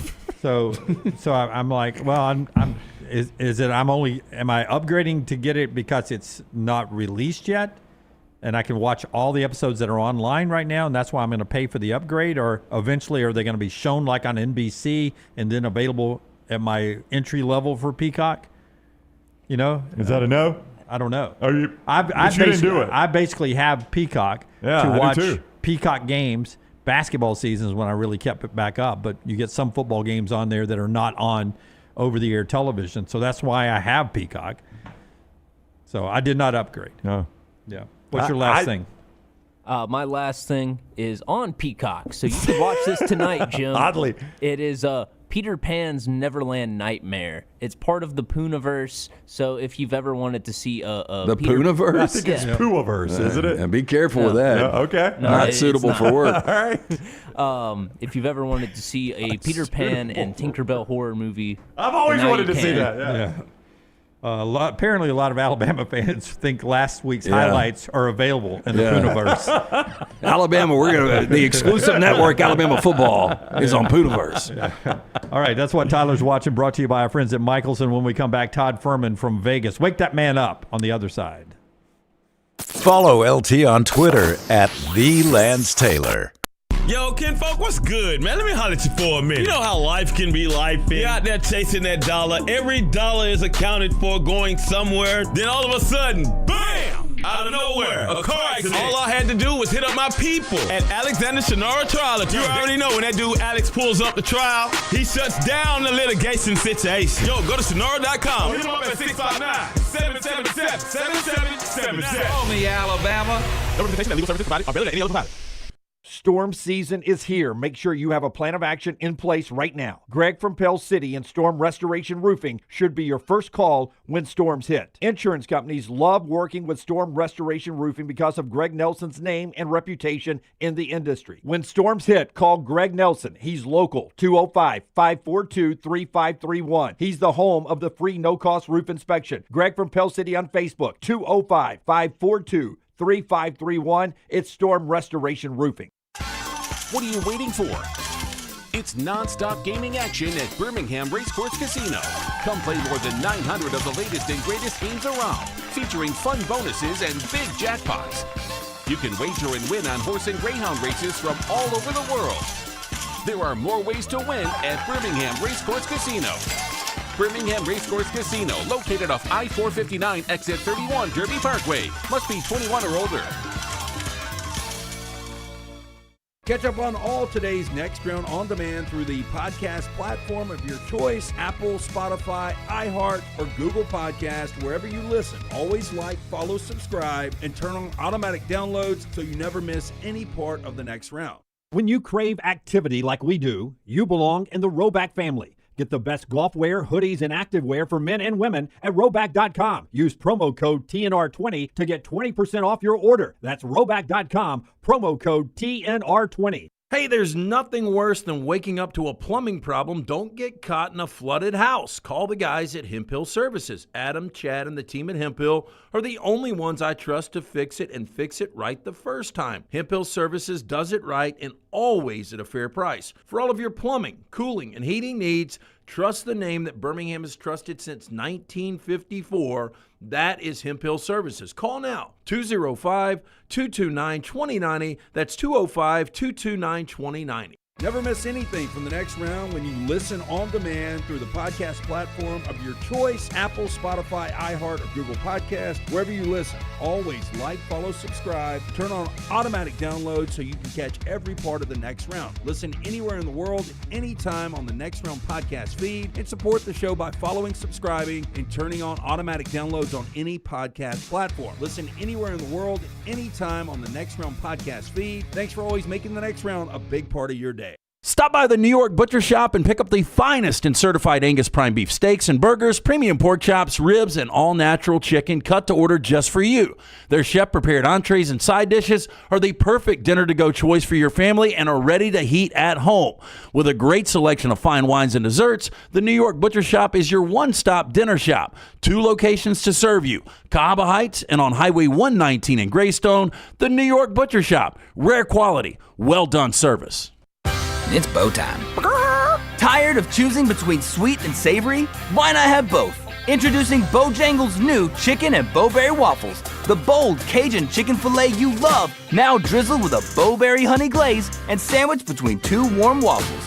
Which means your favorite meal of the day just met your new favorite dish. And lucky for you, it's served all day. But it's only here for a limited time, so try chicken and bowberry waffles at Bojangles today. It's bow time. Jim Dunaway, Lance Taylor, Ryan Brown, Live from the Birmingham Racecourse Casino Studios, the next round, presented by Bud Light, is on now. We'll ask Mr. Fuhrman, as Tyler likes to call him. I heard Tyler calling him and say, "Hi, Mr. Fuhrman, how are you today?" Just sounded funny. If Dak Prescott getting hot Tua on last night, and if Jalen Carter if he's going to be suspended, how that would impact the betting line coming up with Kansas City, and all the college football stuff that we want to talk to him about right now, as the show's being brought to you in part by our friends at Coca-Cola. Hey, listen, Alabama and Auburn fans, it's a thirsty business out there, and our friends at Coke Zero Sugar want to remind you that fan work is thirsty work. So enjoy the refreshing taste of Coke Zero Sugar. All right, Todd Fuhrman is part of CBS Sports, and you can follow him on social media at Todd Fuhrman. He is the former odds maker at Caesar's Palace, the guy that knows all the numbers. He's with us each Friday. Welcome in. Fuhrman, how are you, my friend?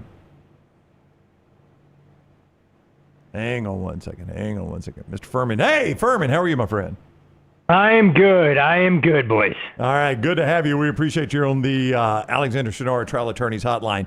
Unbelievable that game did not go over last night.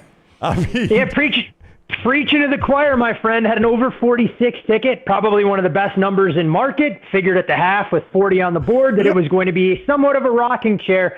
But every now and again, those gambling gods don't like you to get off scot-free. And I believe coming into last night, games that had seen 40-plus points scored in the first half with a game total below 50 were 170-1 going over the total. Make that the second loss in a 172-game sample size. And, gentlemen, I wear my loss like a badge of honor in this business. Yeah, I was really close, Fuhrman. If I would have played the total, I was going to play the over. I only played the Cowboys, and that was one of those that, after sitting through that delay, I can't even imagine how painful that was for you. Dunaway teased it when you were coming on about Jalen Carter, and obviously gets ejected before the game really even started. But if he is suspended, which there's a good chance because this thing is getting ramped up everywhere, and obviously the NFL likes to make examples, but if he's suspended, ironically it's against the Chiefs when they play in Arrowhead next week, and everybody's going to bring out their best conspiracy theories. But if he does, right now, Kansas City's a 2-point favorite. I know a lot's going to be dependent upon how they play tonight in Brazil against the Chargers. But can Jalen Carter, based on the way we saw Dallas move the football in the first half, could he move that line a little bit?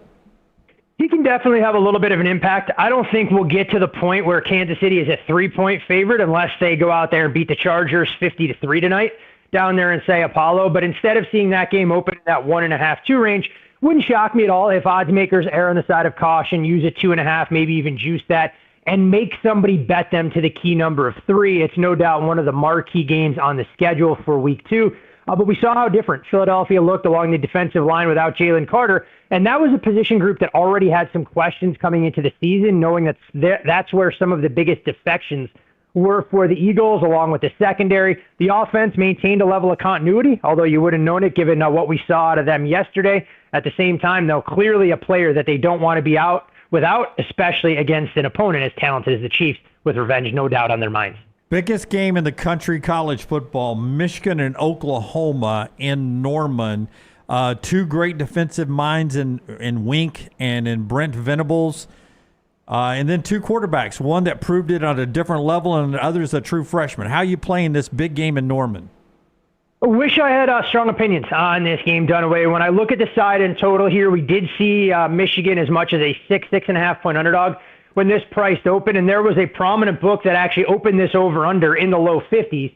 Clearly, we've seen the dog and under take money now kind of 44.5, the prevailing price tag, and you can understand why for just the reasons that you outlined there. Michigan known for its defensive prowess, Oklahoma a little bit stronger on the defensive side than what we'll see offensively. But the big question I have in regards to Michigan is they were a little bit disappointing defensively against New Mexico. The Lobos were able to move it methodically against them, and maybe it was the element of surprise, but they'll step up in class here in terms of athletes and quarterback. The problem for Oklahoma is their offensive line was a big question coming into the season, and from people I've spoken to around the program, it's even more banged up after just the season opener against Illinois State. So if Michigan's able to get some penetration and get Mateer throwing the ball faster than he'd like or tucking and running, it'll play into the Wolverines' hands. Slight lean towards going under in the first half if we think Michigan is methodical and tries to take the air out of the ball in Bryce Underwood's first true road game. But no strong opinion on the side. No doubt the marquee game of an otherwise relatively light slate if we're talking about top 25 matchups in week 2. Todd Fuhrman, CBS Sports, is on the Alexander Shinara Trial Attorneys Hotline. Hi, Todd Fuhrman on social media. Since Lane Kiffin arrived at Ole Miss, every game he's played against Kentucky, it's been 3 of them. He is 2-1, it should be noted, but they have all been determined by 3 points or less. And now going to Lexington, I see it at 9 right now at mybookie.ag. Why is that number so big? This seems like a game that's always close. And this number was even bigger when it was opened earlier this week, 10.5, kind of that market consensus price tag here. We did see a little bit of support for Kentucky coming off of that secondary key number, and you saw a prominent influential betting group also take out the 51.5s and 52s, driving this total down to 50.5. When we look at Ole Miss coming into this season, they were kind of a bet against team from professional bettors, more so in the win total market than anything else. Last week against Georgia State, we saw the Rebels open as a 38-point favorite, get as low as 32, and they went out there and did what they always do against some of the lightweights, absolutely boat racing the competition. But there are concerns about what this Ole Miss defense will do when they step up in class. The problem I have is Kentucky throwing the football last week against Toledo left an awful lot to be desired, and that's even by Kentucky standards where they didn't throw the forward pass for a couple of seasons in the last 5-7 years. But Kentucky defensively may create some problems for Austin Simmons, so I can understand why the dog has taken money. But guys, even at 50.5, if I was going to get involved in this game late, I'd still be looking to go under the total. You mentioned how close these games have been, and the one thing we have seen from Ole Miss as well is the offense doesn't seem to be nearly as explosive when they leave Oxford as when they're at home. That trip to Fayetteville last year notwithstanding. Furman, you know how I am on 11 o'clock games Central Time, and I did talk this game up all offseason because I thought Illinois was going to be a little overvalued. Now they go to Durham to take on Duke. The number is 349.5. Since 2017, Duke 1-15 versus ranked opponents. Darian Mensa's only made 2 starts against Power Fours, both last year. 0-2 in those games against Kansas State and Oklahoma. I'm going to be bullish. I'm going to stick with Duke in this spot. How do you feel about Duke upsetting number 11 Illinois? I mean, LT, if when this board came out and all the numbers populated 2 games that I figured you'd be on without knowing for certain, Duke was one of them, and I'll say what's going to take place in Stark Vegas, probably the other. So you have to tell me how accurate I am in handicapping the man more so than the game when we look at some of these contests. It's such a fascinating matchup because you mentioned Darian Mensa, and the best thing that I could use to describe him through a short sample size at Tulane, and of course, just one game at the helm for Duke, is uneven. He has halves where he looks like one of the best quarterbacks in college football, and then there are stretches where he looks like he can't complete a pass to anybody wearing the same color jersey. Illinois was a team that I was looking to try and go against early in the campaign, but this number doesn't give me a whole lot of wiggle room. I do respect the move, though, at some prominent books out here, coming off the 3 down to 2.5. But I think there's a correlation between the underdog and under. And one thing that Duke has quietly done under Mandy Diaz, they've been able to defend home field by hook or by crook. So I can understand why you're making a case for Duke, but this should be one of the more exciting under-the-radar games that we'll see unfold on an otherwise uninspiring Saturday. I think South Florida shocked some people the way they manhandled Boise State in their opener. Now they go to the Swamp to play Florida. And some people are circling a pretty big number for the Bulls there from Tampa. What do you think of this battle in the Swamp? I'm not going to take anything away from what South Florida was able to accomplish in the season opener against Boise. But if you go back and dig into that box score, that was one of the more misleading final scores that we saw all of week 1. It was a little bit of fumble luck in the first half where Boise State was going in for a score. They fumble. South Florida has a fortuitous bounce. They're able to capitalize, and then a punt fake that allows that game to start to get loose before the Heat ultimately wore Boise down. USF won't have that luxury in the heat and humidity of the Swamp in Gainesville this weekend. It's a big number, and it's a big number for a reason. And so it's hard for me to try and make a case for the underdog, even though I'm a seller of Florida big picture. Sometimes you have to trust what the market is telling you, and the reason this thing has ballooned up from 17 to 18, if Florida can keep DJ Lagway upright like they should be able to in this game, they might be able to play downhill. And we saw USF against an in-state rival last year in a similar spot just not have the horses in the second half to hold up against Miami. So a game where I'd look to lay it or don't play it. It's Florida or nothing here in Gainesville. You couldn't see it, but Lance grimaced when you said Mississippi State, Arizona State. I don't think he's got a side on that one, so I'll ask you. I did. I'm indifferent right now on that. All summer, though, we did talk about this was going to be the big upset with Mississippi State over Arizona State. Don't know if they can pull the upset. I'm sticking with it. Mississippi State catching 6.5 in Starkville, Fuhrman. Such an interesting game, and I think one Saturday night that'll really warrant the eyes of a lot of people across the country, because this game will serve as a measuring stick, not just now, but when we start to figure out exactly what 12 teams deserve a seat at the table in the college football playoff. Because if you're the Big 12 and you send Arizona State, one of your preseason favorites, on the road to Starkville, and they lose to a team projected to finish at the bottom of the SEC, it's not going to be a ringing endorsement. And while I'm not saying Kenny Dillingham and Sam Levitt and company need to wear the mantle for the entire conference here, it shouldn't be lost on anyone what Arizona State did last year at home against Mississippi State. That kind of became their de facto coming out party in Kenny Dillingham's first season. Mississippi State played real well offensively in their opener in Hattiesburg, a game that we saw a lot of two-way action, got down as low as 10.5 before State closed a 14-point favorite. But Blake Shapen gives them an element under center that they desperately lacked for long stretches last year. I can understand why the sevens didn't last all that long, but I do worry about Mississippi State defensively in this particular spot. Should be an electric atmosphere down there in Starkville. We'll see how ASU adjusts to the cowbell.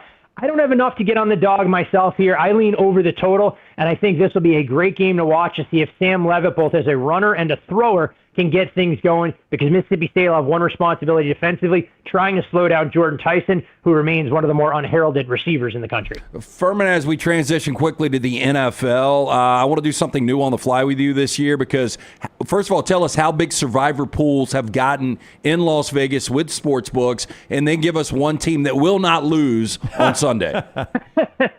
Absolutely. And it's a credit to the folks at Circa, Derek Stevens' brainchild, kind of taking a back alley, game that all of us had played in a variety of different ways in Survivor and bringing it out in the light. I mean, $1,000 entry, they're expecting upwards of 18 to 20,000 people or entries in that pool by the time the dust settles. And what's even more impressive, guys, is we have for the first time out here a pool that is a $100,000 entry called the Grandissimo. And the expectations were that we're going to be about 25 to 30 people. At last check, there were already 55 people signed up, and they can still sign up until kickoff. So that may not necessarily be all sharp money. There's a lot of social media influencers, YouTubers, and poker players that are flooding that pool. But a fun sweat for those folks that have those funds at their disposal. For me, normally, and we'll get deeper into the season if my entry can survive, it's taking more of the contrarian approach. But for week one, it's just hard for me to look any other direction than the Denver Broncos against a rookie quarterback, knowing how good Denver has been in week one and week two in the month of September, given the fact that over a 52-game sample size, they're 40-12 straight up. If Denver hadn't used their starters at all in the preseason, I'd be more concerned, but Bo Nix got reps. I don't expect rust. So I'm going to take the low-hanging fruit and the biggest chalk on the board on Sunday and look to Denver. The team that I would probably steer clear of would be the Washington Commanders. I think people might try and get too cute using them in a divisional matchup against the Giants. All right, we're going to get an under-the-radar pick before Fuhrman goes. Dunaway had written down the Jags. I went down the Jags. The Jags are my pick to be the only time I can use them. Man, wow. That's a brutal. Look, you know what, Dunaway, I'm not going to laugh at you like the guys there will. I think depending on the size of the pool you're in, you're going to have to take some of those uncomfortable teams early on in the season, and the Jags make a world of sense. Now, if you're in a pool that's got a fewer amount of entries, I don't think you have to be as adventurous to try and take Jacksonville here looking for carnage early on. But to win these things, and the one thing I'll leave you with, guys, on the Survivor thought process, you have to be willing to lose these pools early if you're going to win them late. Because if you're going to burn all the good teams early on, all you do is paint yourself into a corner, and you're going to have no path to long-term success. All right, under the radar from Fuhrman, in one moment when severe weather is on the radar, Alabama Power ready to, with the tech and know-how to get your power back on fast and tools to prevent outages, and a team on call 24/7. There to keep you safe and in the loop. You can stay ahead to alabamapower.com/storm for storm safety tips and reporting outages. Stay updated when storms are coming with alabamapower.com/storm. Under the radar, Fuhrman, where are we going this weekend? Crash and burn last week, guys, and if I knew that Northwestern wasn't going to let Tulane wear their Katrina throwback jerseys, I probably would have stayed away from it in terms of an intangible there. But outclassed Preston Stone, I just think, threw another interception after 4 against the Green Wave defense last Saturday morning. So we started things early last week, and for Under the Radar pick this week, you're going to have to stay up late, but you can watch the game on national TV. I'm going to take the San Diego State Aztecs as a 1.5-point underdog for their trip to the Palouse to take on Washington State. San Diego State returned a boatload of production on the defensive side coming into the year, and it showed up last week. They completely bottled up Stony Brook. Yes, they're an FCS opponent, but to hold anyone under 100 yards in this day and age speaks volumes. San Diego State offensively in year 2 under Sean Lewis's system, they're not playing as fast, but I think they have better playmakers there. They brought in a Michigan transfer, Jaden Danigal, and Bert Emanuel Jr., who's an electric talent with some unique packages along with a running back in Lucky Sutton. Meanwhile, for Washington State, they had to outlast Idaho, a good FCS team, but one that was breaking in almost an entirely new roster, weren't able to run the football. And I think there'll be some growing pains for a lot of those FCS transfers there. So I look for Sean Lewis and San Diego State to go on the road in hostile territory and come away with a victory. I'll take the Aztecs plus 1.5 for our Under the Radar pick this week. At Todd Fuhrman on social media, see him on CBS Sports. Enjoy the weekend, Fuhrman. Thank you. Always a pleasure, gentlemen. Enjoy all the football we have in front of us. I can't wait. Thank you, Fuhrman. Fuhrman with us on the Alexander Shinora Trial Attorneys Hotline. Hey, and a great place to watch the games tonight, Saturday, and Sunday. It's where we do our kickoff parties. It's our friends at Walk-Ons. Great locations on Highway 280, Tattersall, just off I-459 and Highway 150 in Hoover, and the great location in Trussville, where every day is game day with our friends at Walk-On, whether it's a post-win celebration drink or after work drink, or hanging out with a family with their made-from-scratch favorites. Walk-Ons is your go-to for good times with wall-to-wall TVs and cameras with all the great food there, including their Hall of Fame-level burgers. All right there. Order online as well with Trussville, Greystone, and Stadium Trace Walk-Ons, our friends at Walk-Ons, and Brakeline, Brownie. BrakelineOptics.com. That's where you go. Get these great-looking sunglasses and many, many more at Brakeline Optics. You want to look great in the stadium for high school football or college football? BrakelineOptics.com is the place to go. These things are built to last. They are made by people that love to be on the lakes, the rivers, the golf course, out hunting, fishing, and they want to make sure that the elements you run into there don't impact your glasses. They also want to make sure they don't break. That's why they have these unbreakable lenses. They are molded, polarized Trivex lenses. Cleve, you see in the video there that Scott was just showing you, promised us you can take them out in the parking lot, beat them with a mallet, and you're not going to break them. We did just that. We did not break them. You can see more at BrakelineOptics.com and save right now with our code TNR30. TNR30 to save 30% off your initial order at BrakelineOptics.com. BrakelineOptics.com, code TNR30. First down. More surprising 17.5-point home favorite going down. Kansas State to Army or Florida to South Florida? And that number has ticked up to 8. More surprising, and you know I'm a doubter in Kansas State, but Army just lost to Tarleton State. That's right. So that would be a more surprising win. Now, I think Florida's the better team of Florida and Kansas State. They're playing a better opponent, too, in South Florida. So I'd be more surprised, though I have some doubts about Kansas State if they lose to Army. To your point, I think nationally, people that don't pay attention to what has gone on this year, they'd be shocked by Florida losing USF because they remember Army being really good the last couple of years. Right. But in reality, to what this Army team is on the field, who lost to Tarleton State, I'd be more shocked if Kansas State lost than I would be if Florida lost. Captain America, Bryson Daly, gone now. That obviously was a big loss for Monken and Army. I would agree with you guys. I mean, if Kansas State, after surviving last week, starts out 1-2, of course, I can't imagine if Napier was to lose that game with what he's got coming up. Yeah, that would be brutal. Second down.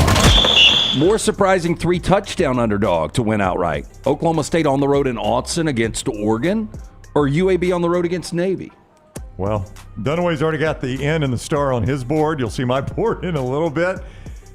I can't see either of these happening, obviously. Well, you're going to see the Ducks on mine. You feel like Dan Lanning, now that it's gotten a little chippy, will run the score up, in fact, and that is kind of a Dan Lanning thing. Yeah, he will. Zane Flores making his first start for Oklahoma State on the road in Autzen, one of the toughest places to play.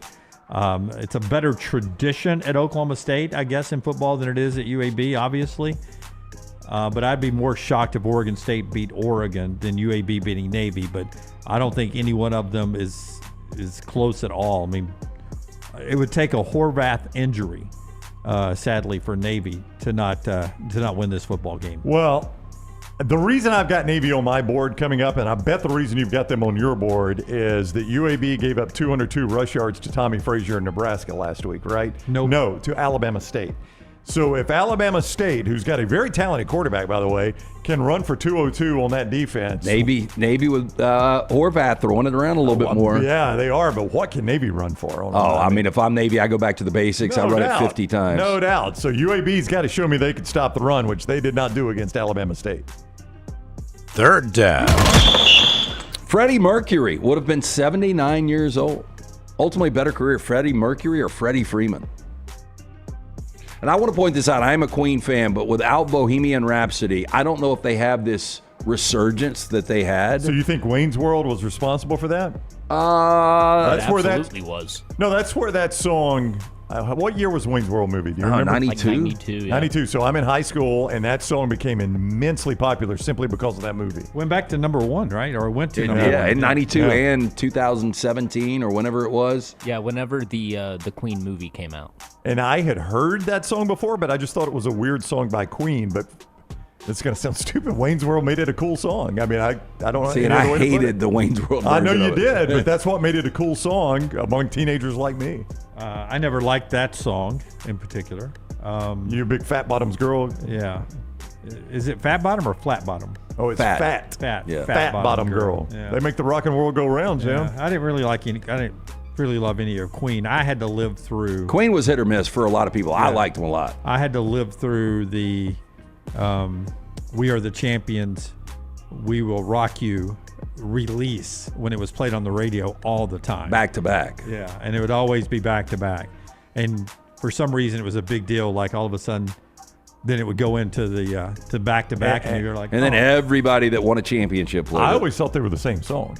Yeah. I always thought it was just a weird, how do you make that transition? Like, because they always played back to back. Okay, am I shitting on Freddie Mercury by putting Freddie Freeman in this sentence? I don't know. I mean, Freddie Freeman's Freeman won multiple championships. He's got an MVP. I mean, he's a Hall of Famer. He's a Hall of Famer. Yeah, so I don't think you are. I'm going to go Freddie Freeman. I think I will too. Personal taste. Yeah, I think I'll go Freddie Freeman. Fourth down.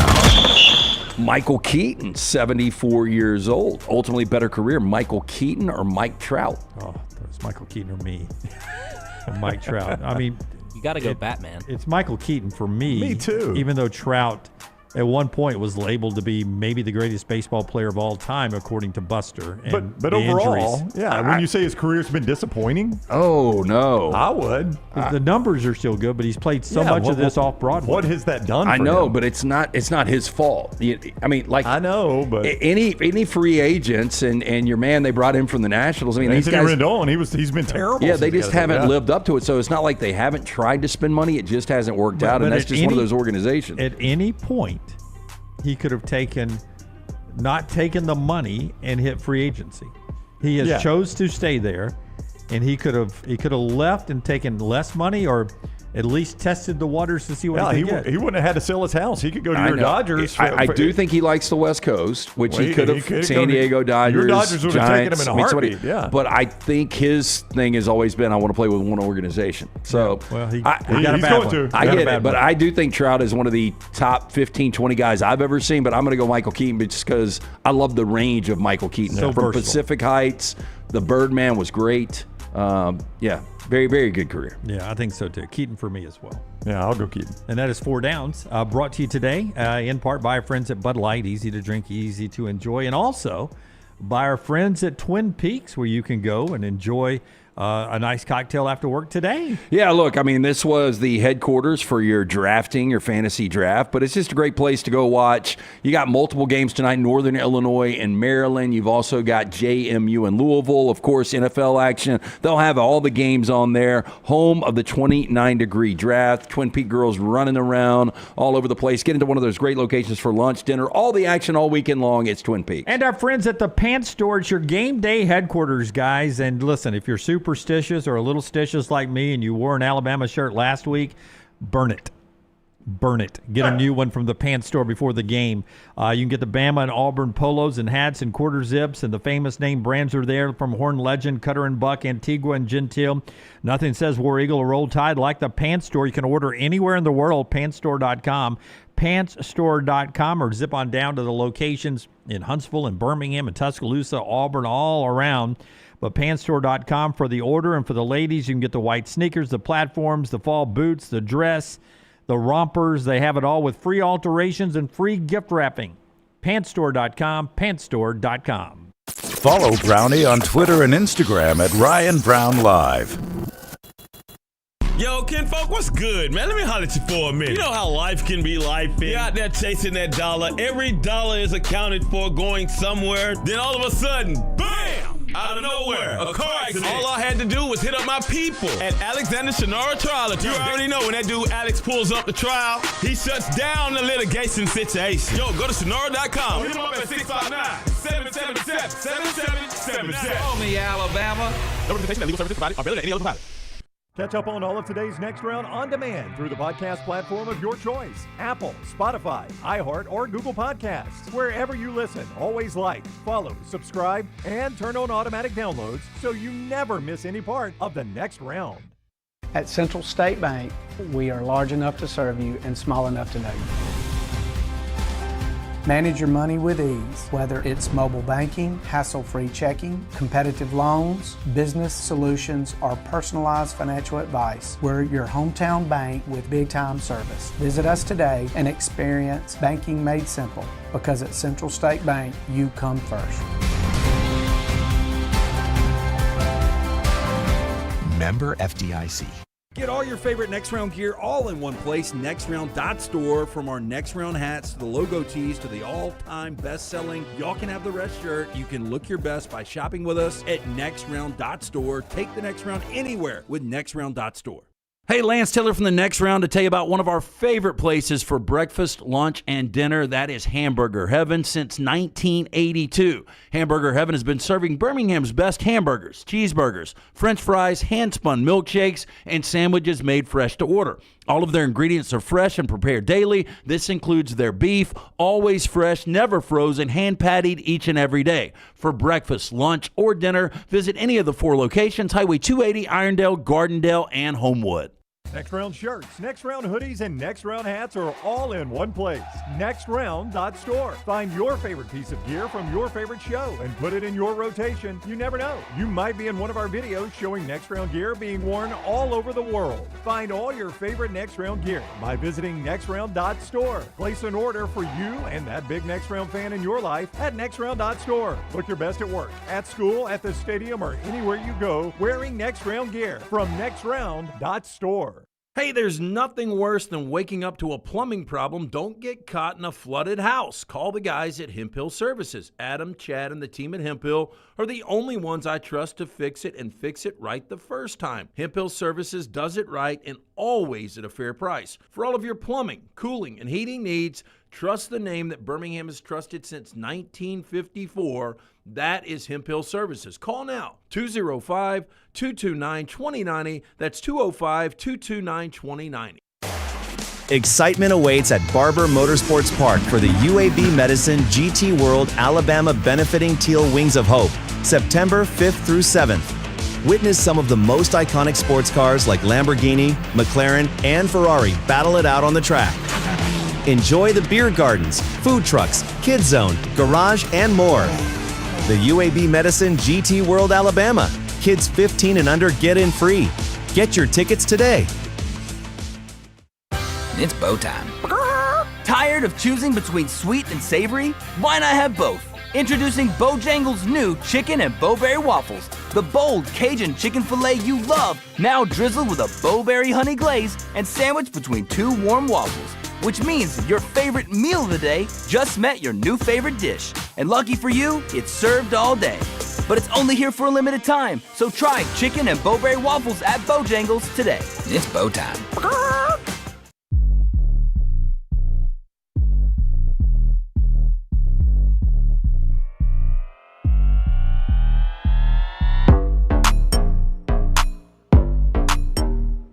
Back with you on the next round.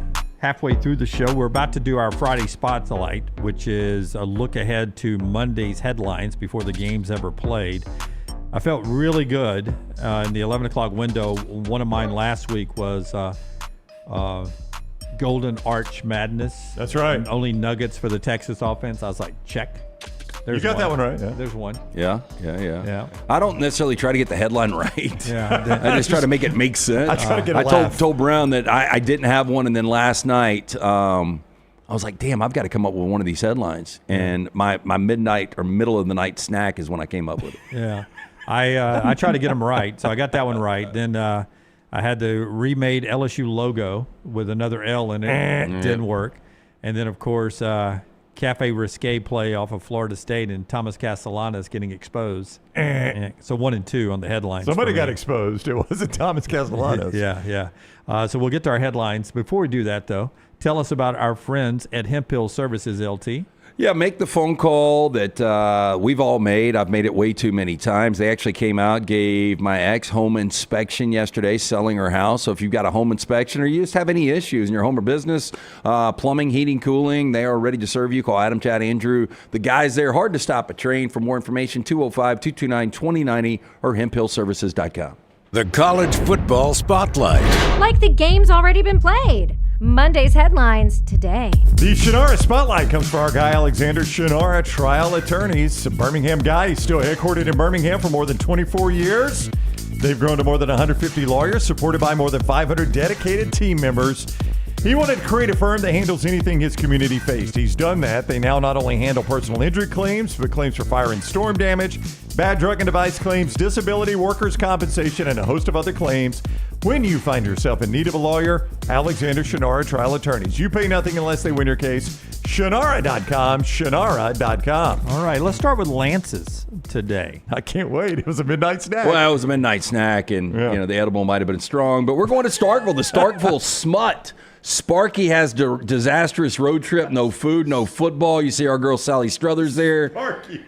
And State pulls off the shot. Yeah! I don't want Mississippi State. Hell, dear old State. Look at those sunglasses on Sally Struthers, man. Those are God, I mean, Starkville, the Starkville Smut has a big budget. They send 3 reporters to one game. I like it. Yeah. Three columnists writing 3 different stories. It's a big game for Jeff Levy, man. Oh, it is. No food, no football. They're going to try to get her to recruit, or they're going to try to get her in the portal, too.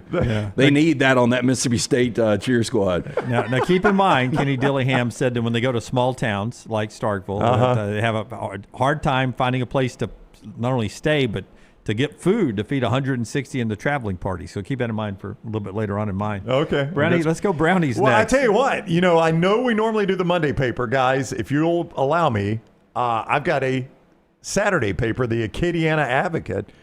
They're reporting that LA-Monroe is going to use the same 2007 school buses in Tuscaloosa to try to wake up the echoes. Yeah, it's a tradition unlike any That's other. Right. They're going to use them. I did Ian's show last night, and he brought that up right before I went off. The old school buses. Yeah. It was a great moment. Scott points out something great. Of course. The writer for the Acadiana Advocate misspelled buses. Guys, listen, I've told you, and I don't know why the back row will not let this go, Scott, every damn time. The newspaper industry is floundering right now. Ask Dunaway. He tried to watch the show last night. Can't pay somebody to spell check. They don't have spell checkers, okay? Scott? So, Ken, I don't know how many times I have to explain this to the back row. I'd offer my services. No, I'm just you saying work in multimedia. The folks at SEC Today, when I'm back there, putting mine together, I asked for spelling help. Right. True? Was that not a fact? Yeah, I was back Jim there. And I gave it. Yeah. Okay. We had some alternate stories, too, if we could do those. Scott, you can proofread these. Will do. Like Kawhi, Kentucky quarterback Zach Calzada also working a no-show job. Oh, no. I don't think that's how you spell Kawhi either. That is not how you spell Kawhi. That's one of those, very few unknown Hawaiian islands, Kauai. Yeah. I love that Brown gives no Fs. I mean, because there's no way you're spelling this stuff out and you're like, you're 50-50 on all this. You just let it roll. Do I want to Google it? I don't want to Google it. I'm ready to get done with this. Yes. Okay, so... and then Dabo Swinney gives keep up with the stories. Kawhi, if you missed it earlier, $28 million for a no-show job to get him a little extra money outside the NBA cap. Oh, Hence the job. And by the way, did you see the one-on-one with Steve Ballmer, the owner? He's denying it until he he's like, hey, dude, it wasn't us. You're going to have to take that up. And do you want to ask why about it? I don't want to ask him. It's his deal. You can ask him. Dabo Swinney gives a letter grade to every president's administration on page 3. So if you want to see how he grades that, like he graded last week's game. For the record, Alabama has not been 0-2 in 34 years. If they do drop this, $70 million will be put together, and Kalen DeBoer will not be the coach on Monday. I would agree. A guy told me that at the golf course the other day. But there is zero chance, zero. Okay, back room. Did page 3, was that clean? Were there any misspellings on page 3? No, back room. I need you guys know that when we do the headlines every Friday since we started forever, I'm always worried about who being too offensive. It's always normally it's him. When you sought out the third-party fact-checking services this morning. There's no normally. Yeah. But they normally, they fear that maybe I have crossed the line. Okay. Well, I think this is the guy that talked about Freddie Mercury's extracurriculars on the air. I don't think I've ever gone that far. I was just making a point that certain animals spit. Yeah. Camels. There was a camel in the room. Going back to the history of the show. Let's go to my headlines today. Alabama debuts new field sponsorship this weekend from Charmin Soft, right there on the 25s. That'd be terrible. Kiffin's always welcome people to the SIP. Kiffin sips Kentucky bourbon 34-10. Oh, that's a big score. Yeah. And then Sun Devils Dillingham settles on Vietnamese team meal. Okay. Now this is going to be bad. He's eating but dog? What did you take out that was so offensive? Oh, I didn't take out anything offensive. We were questioning whether I'm told now after doing some social research that the fine folks in Vietnam are trying to get away from the eating of dogs. Well, I mean, look, they started it though. But they still do it. I mean, it's a legit thing. It's not a stereotypical. In some regions of northern Vietnam. Okay. But educate yourself before you just assume that all Vietnamese eat dogs. That's right. You should. Yeah, it's a bad stereotype. Well, I'll tell you, they don't like dogs. That tells you enough right there. Growing number of Vietnamese having house pets now. Okay. Dogs and cats, according to my research. Right. According to a 2023 survey. Yeah. I mean, that's good. That's good. So Kenny Dillingham passed some laws recently to crack down on people selling dog on the streets. Who did? Vietnam? South Korea. No, South Korea. Yeah. Sun Devils Dillingham settles on Vietnamese team meal since they're playing the Bulldogs. Yes, I got that. Yes. That's the headline. I mean, dog to me should never be on a chain, but dog on a stick is really unacceptable. It can't be good meat. Yeah. Or in this case, a Sun Devil Triton. Yeah. Whatever it's Triton, called. very good. I just assume it's a tough way to go. If we don't, it really is. But a pretty clean exit wound. Yeah. I mean, so it started in his back. They just put him on a spit. Like Forster taught me very early on when I put it first into AI. There was a lot of blood, and then I was like, "Hey, can you take the blood out?" And they did. Yep, they didn't change anything else except take the blood. Yeah. I was going to go back, but I didn't want to pay for the upgrade. Apparently, you can't go back 3 times to change the logo without paying for the upgrade. I was like, "Can you make the dog look less happy about being on the Sphere?" Yeah, it's kind of excited. And then they were like, "You would need to pay an upgrade to do this again." All right. Those are our headlines brought to you today, in part by our friend Dr. B. Tell us about Dr. B. Oh, Dr. Beckenstein, such not only a great guy, but also a guy that is going to help you grow that hair back. Look, it doesn't matter what age you are. I saw a buddy yesterday. He's 28, and he's thinning out.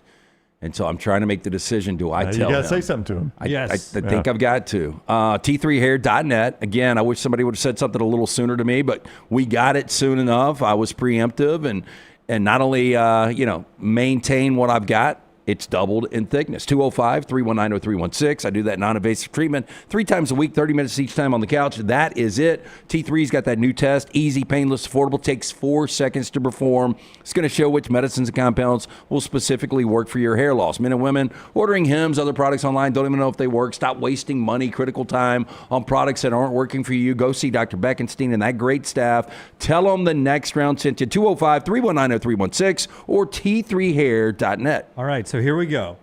This was with John Rothstein, who's a big CBS Sports basketball, college basketball reporter. He does great work year-round on college basketball. And he had Bruce Pearl on his podcast this week. He released this last night, and this is something that we've known is coming. But hearing Bruce discuss it last night with Rothstein, it makes you wonder when it's going to happen. Big celebration tomorrow before the home opener with the basketball team unveiling their Final Four banner, their Final Four rings, and all of that tomorrow. Now, is that in the stadium, or they're doing that over at the arena? They're doing that over the arena. Okay. They'll drop the banner and show the Final Four banner up and the rings, and they'll be recognized during the game as well. But big celebration for the basketball community this weekend down at Auburn. But Rothstein asked Bruce Pearl this question last night. How much longer do you want to do this? Not that much longer, John. I think it's kind of a balance of life, of time, of work. I love Auburn. I truly do. Auburn's been unbelievable for us and our family. And part of the thing is I also want to do that when I'm on top of my game. Mm-hmm. And we all coaches, we want to be on top of our game because we owe that to our players and our fans. And so we just as you get a little bit older, you kind of take it one day at a time. One day at a time. He was on Feinbaum as well, and he said, and I'm paraphrasing here, he's got a 5-year contract, and he told Feinbaum he didn't think he would coach 5 years, that he would coach out the end of that contract. Yeah, 5 years would surprise me. Yeah, I don't think anybody thinks that.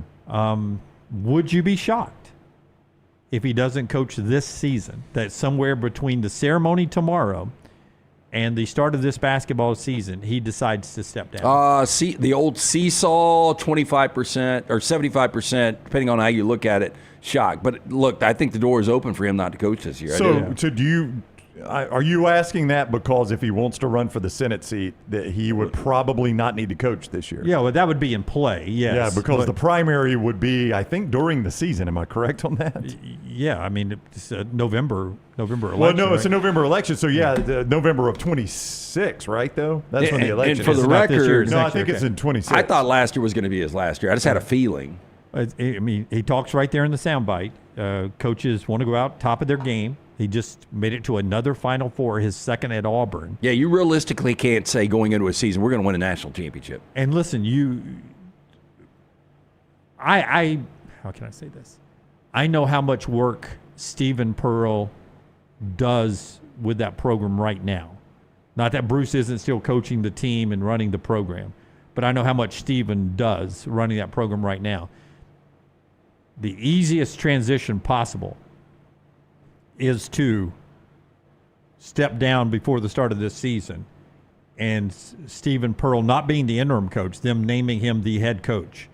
And I don't want to be interim. If we're going to do this, let's go ahead and sign a contract and make me the head coach. Yeah, I mean, look, that's definitely a way to do it. I wonder if they would do it without the interim tag. I would assume they would. I mean, I would think Bruce can get what he wants at this point. I don't think he steps down if it's got the interim tag on it. No interim. You know what I'm saying? I think if he steps down before the season, it's because his son is being named the head basketball but if he coach. doesn't step down because of that, if they came in and they were like, and I'm not, again, I think Steven deserves it. I think Bruce has got that kind of pull, and I think it would happen.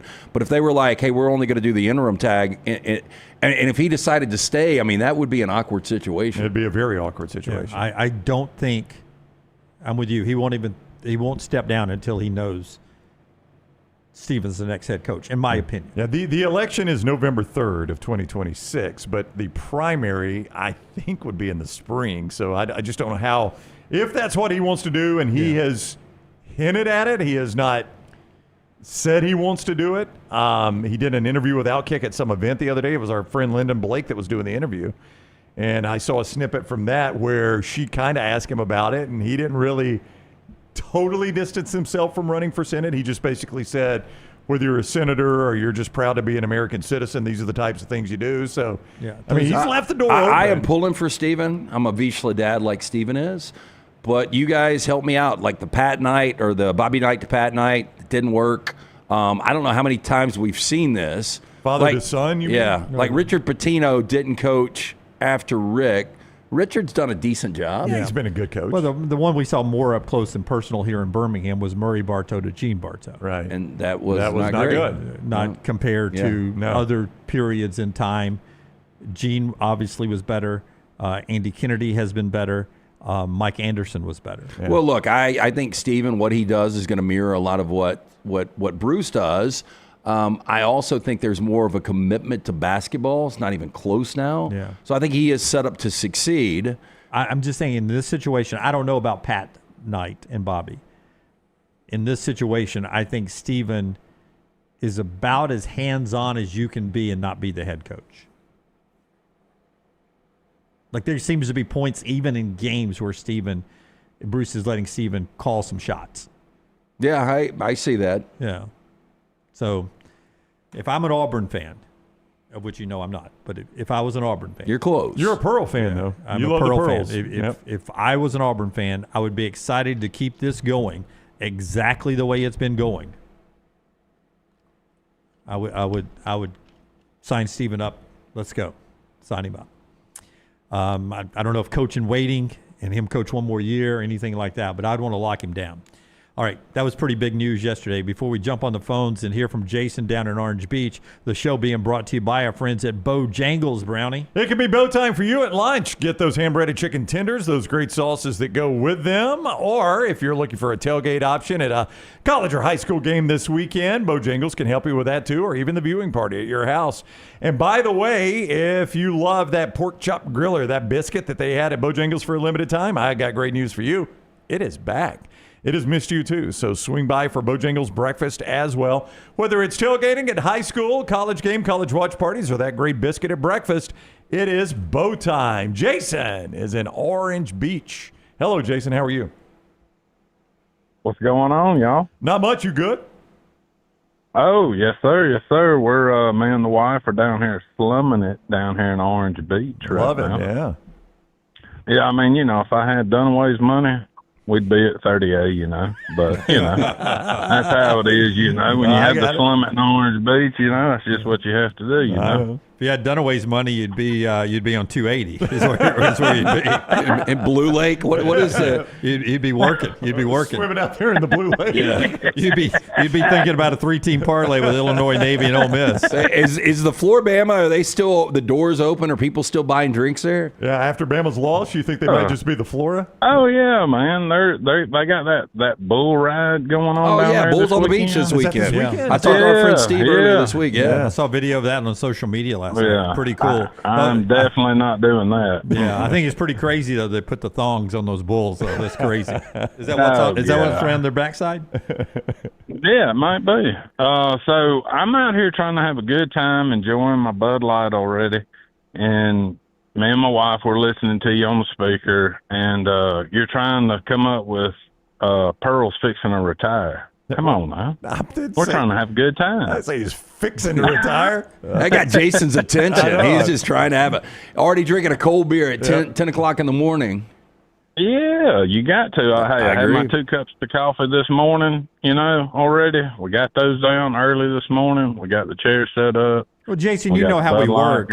If we say one good thing about Auburn football, we've got to say one bad thing about Auburn basketball. It's got to balance. We can't say nothing but good stuff. Yeah. You're right. So give me a score on the Bama game, Dunaway, for Saturday. On Bama football? Yes, sir. God, I wish it was Bama basketball season. Women's tennis. I'm going to say Alabama 51, LA-Monroe 6. I'm going to go 52-3. Oh. Yeah. Ooh. Yeah, I like LT 52, 51-3. All right. I like that. Yeah. Well, I was 51-6. He was 52-3. He combined them. And you somehow like his better than mine. He didn't want that other field goal. Yeah.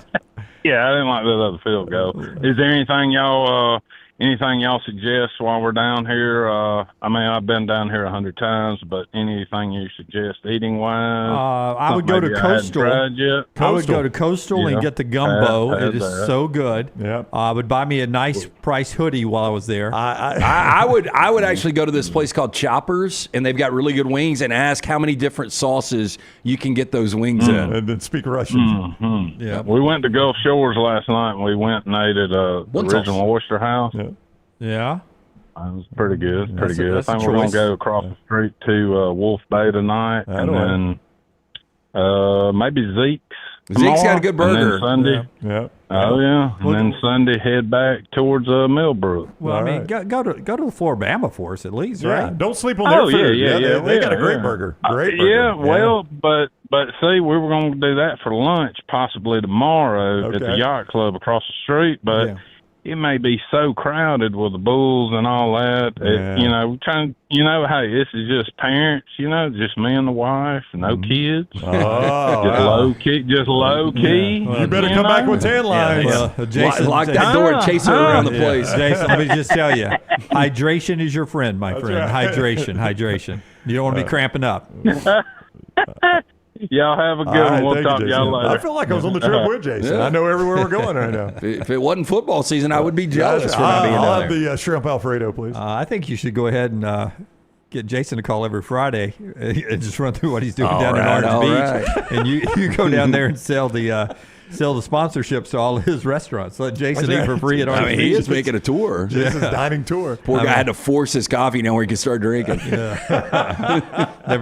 Never seen you drink hot coffee. He's motivating me, though. I'm grabbing a beer in 5 minutes. Yeah. I'm not. I'm trying to stay upright here to get ready for the final hour of the show coming up on the other side. More of the pick three. We'll see what Brownie, LT, Brooks, and Forrester are picking in the final hour. You can make your plays right now at nextroundlive.com. Thanks to our friends at Buffalo Wild Wings. Have we gotten anything wrong today on the show? I'm sure we have. Yeah, probably so. It doesn't immediately jump out. Clearly. Spelling. No, let's let the back room weigh in on this. Tyler, Scott, Brooks, anything we've gotten wrong on the show? A couple spelling errors. Yeah, of course. Yes, that was a Kawhi. How do we spell Kawhi? Right? Don't look. How do you spell Kawhi, Tyler? We're talking about Kawhi Leonard, not Kawhi the island. Correct. Yes. I would go Kawhi. That is right. That's right. Okay. Is that right? Yeah, I have no idea. Yeah, Clearly, you don't ask me. How do you spell buses, Tyler, when it's multiple? Buses. Okay. Buses? It looks like it needs two S's to me. There's two buses. It does not. There's two S's, yeah. One will work. Scott's mom was an English teacher. Actually, I thought they were bices at that point. Bices. It's a bus or bices. Your mom taught English at Vestavia, right, Scott? She did. Yeah. She did. Okay. Right. Go ahead. I'm a pretty solid speller. That's our friends at Gray's bringing the dead wood every Friday when Brown misspells something. Family owned and operated right here in Birmingham for over 25 years. Just great guys. If you've got any trees you need extracted, not only that, but they're experts in the high-risk tree removals, pruning, soil health treatment to strengthen your trees and plants. A lot of people, you want to take care of your yard, you need to take care of your trees as well. Our friends at Gray's, they are there for you. You can call 205-255-1239. You can scan the QR code we always throw up for you, or you can just go to graystree.com. Hey, Central State Bank, that is a place where they don't just open accounts, they open relationships. We're one of them. Family-owned, community-focused, built on trust for more than 100 years. Central State Bank has served Shelby County and Tallapoosa County with local decisions and personal service that feels like home. Whether you're starting a business, buying a car, or planning for tomorrow, Central State Bank is there for every step. Central State Bank, rooted in community, driven by relationships, member FDIC. Follow Dunaway on Twitter and Instagram at Jim Dunaway. Honey, a while back, life knocked me flat on my behind. I was hit by an 18-wheeler, and Lord of mercy, it left me hurting. Now, I heard through the grapevine that Alexander Shannara had recovered big money for some people. You been hurt? Can't work? Don't sit there suffering. Call my people at Alexander Shannara Trial Attorneys. Ain't gonna cost you a dime, so pick up the phone and dial 659-777-7777 or go to Shannara.com, because when I called, Alexander Shannara answered. Call me, Alabama. No representation made that the legal services provided are better than legal services provided by other attorneys. This hour of The Next Round is presented by the Birmingham Racecourse Casino, now featuring 7 days of giveaways with your chance to win a share of up to $125,000. The more you visit the Birmingham Racecourse Casino, the more chances you have to win. Twin Peaks is the best in the game. Here, you're in the red zone for every college rivalry and divisional matchup all season long. I mean, where else are the scenic views as good as your view of the game? Only at Twin Peaks, the #1 sports bar. Excitement awaits at Barber Motorsports Park for the UAB Medicine GT World Alabama Benefiting Teal Wings of Hope, September 5th through 7th. Witness some of the most iconic sports cars like Lamborghini, McLaren, and Ferrari battle it out on the track. Enjoy the beer gardens, food trucks, kids zone, garage, and more. The UAB Medicine GT World Alabama. Kids 15 and under get in free. Get your tickets today. Hey, there's nothing worse than waking up to a plumbing problem. Don't get caught in a flooded house. Call the guys at Hemp Hill Services. Adam, Chad, and the team at Hemp Hill are the only ones I trust to fix it and fix it right the first time. Hemp Hill Services does it right and always at a fair price. For all of your plumbing, cooling, and heating needs, trust the name that Birmingham has trusted since 1954. That is Hemp Hill Services. Call now, 205-229-2090. That's 205-229-2090. Next Round shirts, Next Round hoodies, and Next Round hats all in one place, nextround.store. Find your favorite piece of gear from your favorite show and put it in your rotation. You never know, you might be in one of our videos showing Next Round gear being worn all over the world. Find all of your favorite Next Round gear by visiting nextround.store. Place an order for you and that big Next Round fan in your life at nextround.store. Look your best at work, at school, at the stadium, or anywhere you go wearing Next Round gear from nextround.store. Storm season is here. Make sure you have a plan of action in place right now. Greg from Pell City and Storm Restoration Roofing should be your first call when storms hit. Insurance companies love working with Storm Restoration Roofing because of Greg Nelson's name and reputation in the industry. When storms hit, call Greg Nelson. He's local, 205-542-3531. He's the home of the free no-cost roof inspection. Greg from Pell City on Facebook, 205-542-3531. It's Storm Restoration Roofing. Get all your favorite Next Round gear all in one place. Nextround.store. From our Next Round hats to the logo tees to the all-time best-selling Y'all Can Have the Rest shirt. You can look your best by shopping with us at Nextround.store. Take the next round anywhere with Nextround.store. It's bow time. Tired of choosing between sweet and savory? Why not have both? Introducing Bojangles' new chicken and bowberry waffles. The bold Cajun chicken filet you love, now drizzled with a bowberry honey glaze and sandwiched between two warm waffles. Which means your favorite meal of the day just met your new favorite dish. And lucky for you, it's served all day. But it's only here for a limited time, so try chicken and bowberry waffles at Bojangles today. It's bow time. Jim Dunaway, Lance Taylor, Ryan Brown. Live from the Birmingham Racecourse Casino Studios, the Next Round, presented by Bud Light, is on now. All right, this hour brought to you by our friends at Champy's World Famous Fried Chicken. I just was surprised that LT also thought it would be like a 51-6, 52-3 game tomorrow in Tuscaloosa. More on that in a second. To go to Tuscaloosa, Bryant-Denny Stadium for that night game over there. Get over there in Tuscaloosa for that 6:45 game. Take a great tailgate from Champy's Chicken, Highway 119 in Alabaster, or if you're going home to watch it, chicken fingers, Mississippi Delta recipe tamales, and so much more. Sterling and the crew there, perfect for your tailgating. ChampysChicken.com. Same if you're going down to Auburn for the night game, 6:30, Ball State and Auburn. Good tailgate food on the way. Highway 119 with our friends at Champy's.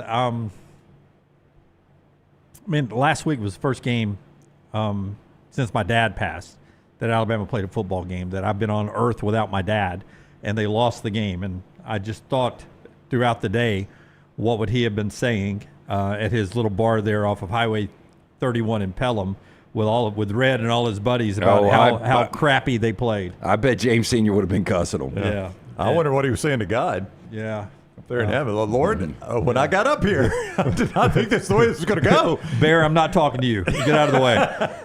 No, it's just I was the one thing that kept going through my mind during that game is that this is the first Alabama game that I've been on earth without my dad with me. And we watched so many games over the years. He taught me to love Alabama, and it just was a miserable game to watch. Very few positives out of that game. Jeremy Bernard was one of them. Here's Ryan Grubb talking about LT has said this a couple of times. Brantley said this a couple of times. Ty Simpson did not cost them that game.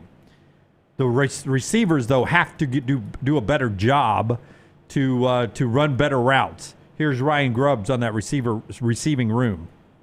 At receiver, when you evaluate what you saw, was the effort there? Are they creating enough separation? And just the finishing of plays, are you seeing what you want across those three sort of thresholds? Well, how I look at it is I just start with Jeremy Bernard, and that's what it's supposed to look like.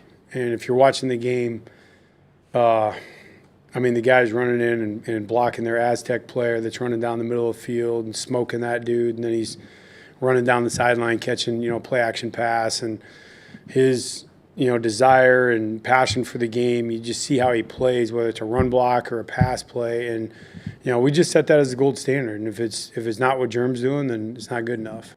Yeah, if it's not what Germ's doing, it's not good enough. I mean, that is one heck of a compliment. I hope Jeremy Bernard, even in a loss, can hear something like that and feel good that your coach would say, this is the standard right now on this team for how you play a football game. I think Jeremy's going to end up being a back end of a first-round guy. I really do. So my question, and I'm starting to get this, people like the way Parker Brailsford played.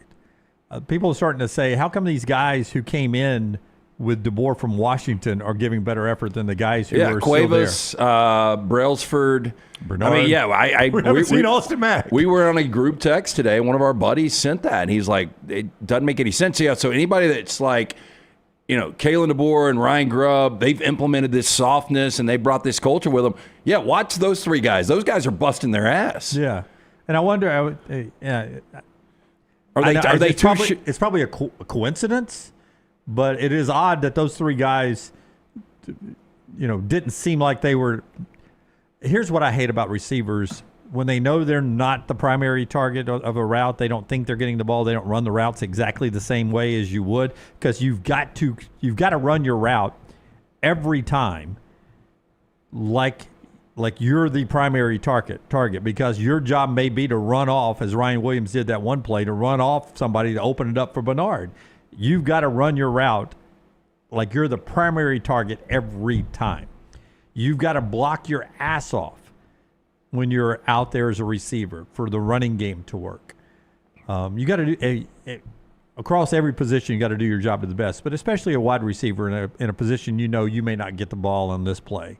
You got to sell it, man. You got to sell it. They were not happy with the overall wide receiving room performance. I don't think they should have been. And yeah, what do you guys think is a good? You know what was crazy? That was only his second 100-yard game at Bama. Who, Bernard? Yep. Yeah. He's got as many as Ryan Williams does. 2? Yeah. Ryan Williams is only going for 100 yards against Western Kentucky. In Georgia? In Georgia. I mean, I said it, and you pushed back on this, Dunaway. I said it in the offseason. I think Bernard's the better receiver. Ryan Williams makes explosive plays, and he is a guy that draws coverage, but play in, play out to me, and I said this last season, Jeremy Bernard is the better of the two receivers. I've got to bring the Rams in with it being opening weekend. Sure. But, when they won a championship in 21, it didn't matter how covered up he was. When they needed a big play, they went to Cooper Kupp.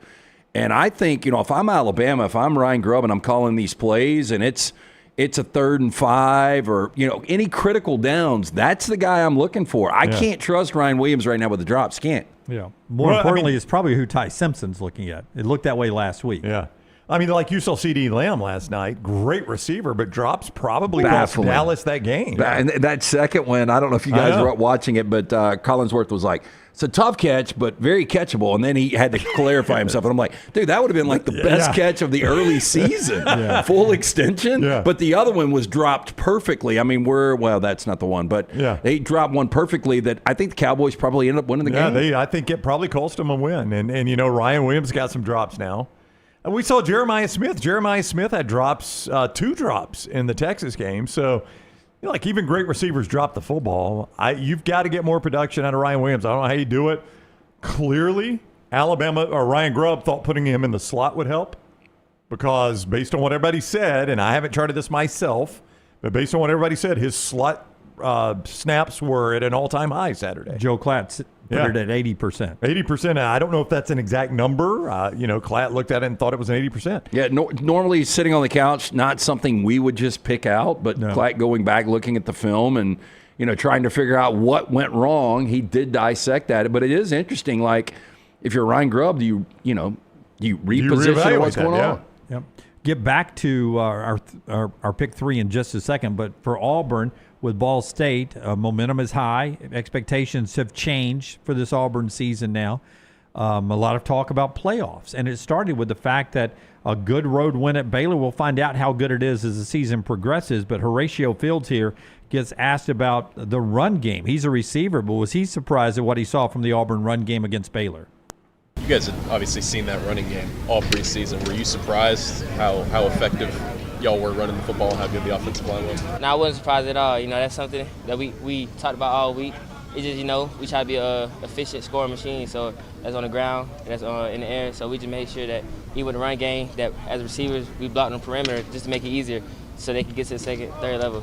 So we mentioned 51-6, 52-3 in Tuscaloosa. Do you expect the same thing to be down at Auburn? I think Alabama just going through the motions, and I'm not going to say they're going to go through the motions. I think there will be some motivation. First home game, guys knowing that as soon as this thing gets out of hand, everybody gets to play. So I think it will be an all-in effort. I think Bama wins going away, but I think Auburn too. And I'll say this, LA-Monroe is a better team than Ball State. I think Auburn runs Ball State off the freaking field. I even thought about, just didn't want to lay, 42 and a half. I was about to pull it at 43 right now. MyBookie.ag, they're asking a lot of you there. Yeah, that's another, 56-0, 56-7. Yeah, comfortable day at Jordan Hare and Brian Denny. On our pick 3 that you can play at nextroundlive.com, thanks to our friends at Buffalo Wild Wings, all the way up until kickoff tomorrow at 11 o'clock. Saturday games only.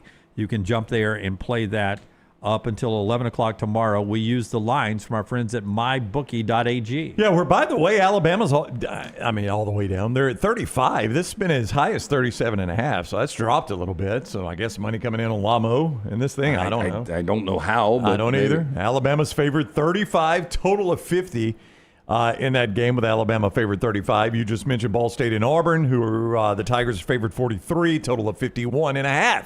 In that game. You can play all tonight's action in the NFL with the Chiefs-Chargers. You can play all the college football action on Saturday right there at mybookie.ag. Code next round when you sign on at mybookie.ag. And you get that bet back bonus. Here's how that works at MyBookie. You sign up as a first-time customer. You use code next round. They are going to cover your first bet up to $500. That's the bet back bonus. You lose it, they put it right back into your account, and you can play it again right away at mybookie.ag. That is the bet back bonus. Mybookie.ag, code next round. Mybookie.ag, code next round. Bet anything, anytime, anywhere with mybookie.ag, code next round. Pick three, it's time for the pick three. 3 for you and 3 for me, that equals a pick 3. Say goodbye to your family, it's time for the pick 3.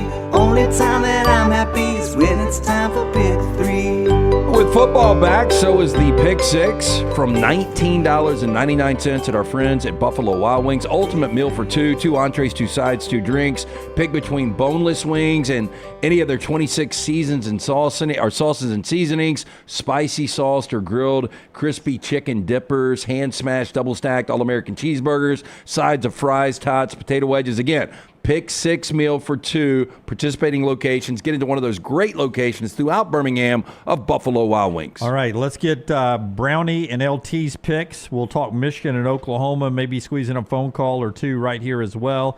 Let's go with LT next since he's 2-1. Yeah, I am. I feel really good about a 3-0. I am taking Iowa and the Cyhawk plus 3.5. And when they play this game in Lames, I've been told from Iowa fans, they call it Lames. Iowa is not good in these situations. Just looking at the history of the game, they haven't beaten Iowa in Ames since 2011, 8-22 all time. I think Mark Gronowski plays a lot better in this one, so I'm taking Iowa plus 3.5. I am also taking Oregon. This is a name their score game. Dante Moore will absolutely go off against this Oklahoma State defense. Dunaway already brought up the fact that you have got a guy in Zane Flores starting his first game. That is going to be, and Dan Lanning will prove a point after Gundy's comments. And then finally, the Florida Gators. I'm starting to think Florida's going to be really good. The tackles for losses, I still can't understand what happened against Long Island.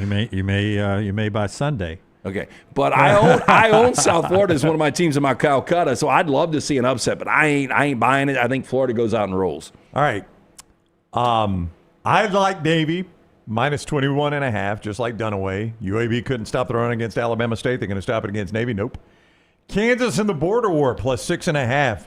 Jalen Daniels is healthy, and he's one of the best quarterbacks in the Big 12 and in America when he's healthy. I'm going to try to explain this Troy stat better than I did on the MyBookie. I understood what you were understand saying. It? Yeah. Oh, I understood it. Okay, so I explained it well enough then. But for this audience, real quick, anytime there is at least 59 times there has been a 52-point or more point spread swing from week 1 to week 2. So the point spread is 52 points different. Those teams are 40-19. Troy is one of those teams this week. The point spread that they had versus Nichols, the point spread that they've got at Clemson, 31.5. There's at least a 52-point gap. Those teams are 40-19 in the 59 times that happened. So give me Troy plus 31.5. My question to you on that was, did they cover the Nichols? That I do not know. Yeah, I'm just looking at week 2, not looking at week 1. I don't think they did. They may not have. I thought that game was closer than the experts thought. 38-20, so I don't think they did. It was 18. Yeah, probably not. Yeah, 38-20 was the final. I do know that. Yeah. I don't know if that throws an old monkey wrench into it. Not according to the guy I was reading from VSAN, Jim, it doesn't. We will get a little research from Brownie there. It's just on that one game. I just picked mine organically. We'll get Brooks and Forrester's pick at the end of the show after trash, as we always do there. Let's talk Michigan and Oklahoma before we get to the phones and some other picks. Michigan and Oklahoma, it's Bryce Underwood versus John Mateer. Here's Brent Venables on the Michigan quarterback, Bryce Underwood. Man, he's a little different. And, again, it reminds me a lot of a Trevor Lawrence. Just quick, decisive, accurate, poised, tough, consistent. And there's a reason he was the number one player in America. And he's got a maturity and a work ethic and leadership ability that go along with that. So just really we look at, what's it going to take to win? How do you win? What's the formula to win? And there might be byproducts of that. This guy doesn't perform well and so forth. But it's really about us. It's about the fundamentals. It's about the effort. It's about the physicality. It's about putting ourselves in position to be successful based on what is on tape, and don't get into a lot of the the conjecture. So you tell me. I mean, we haven't really talked a ton about this. The only ranked matchup all week long. You got a feel for this game, either one of you? I've got a little bit of a feel that Oklahoma wins the game. I don't feel good saying they're going to win by 5 or more. I think it might be a situation like I felt Philadelphia was going to win that game last night, but I felt like Dallas was going to cover the 8. So we'll see kind of where that goes. But I can't tell you guys how excited I am about this game. I know it's not a great slate, but I know we're paid to cover Alabama, Auburn, SEC. But Oklahoma, Michigan will be on the big screen the entire time unless it becomes some kind of blowout, and I don't foresee that. But I am fascinated to see Underwood first road start against a ranked team and Venables in that defense. And really what they need to do, their key to victory is stopping Justice Haynes and putting the game on Underwood. But on the other side, everybody said Mateer can't play in the SEC. Michigan's got an SEC defense. I don't care what you say. Michigan's got one of the best defenses in college football. And Mateer, a guy that is the only FBS player with 3,500 yards passing, 800 yards rushing since the start of last season. We will see how that is going to translate on Saturday night. You'll get an early view of that. You will. New Mexico put 217 pass yards on them, on Wink Martindale's defense in a game where they struggled to run. So I do think it is interesting to see if there might be some pass yards available there from Mateer. 217 doesn't sound like a ton, but against that Michigan defense and as few plays as you get, that wasn't a bad night by New Mexico's quarterback. Let me just ask you, you think he was serving up 2 scoops of vanilla, or you think he was throwing the whole playbook out? I'm sure it was pretty base. Scoop of vanilla, scoop of chocolate. Yes, thank you. Two Fitzy references. Mateer is the better quarterback right now. Underwood will end up being an elite quarterback. I think Mateer is close to being an elite college quarterback was at Washington State. We'll see how that transitions over where he is right now. But this Underwood kid is going to be incredible. And it is interesting that Venables, a guy that was the defensive coordinator on that Trevor Lawrence team that won a national championship, uses that comparison. And I think a lot of it is just pure physical, the attributes he's got. My belief, Brownie, is that Wink Martindale showed them nothing. Worked all spring and summer to put in stuff that they will show for the first time. We'll see. Not even last year. For the first time on tape. For Mateer. Yeah.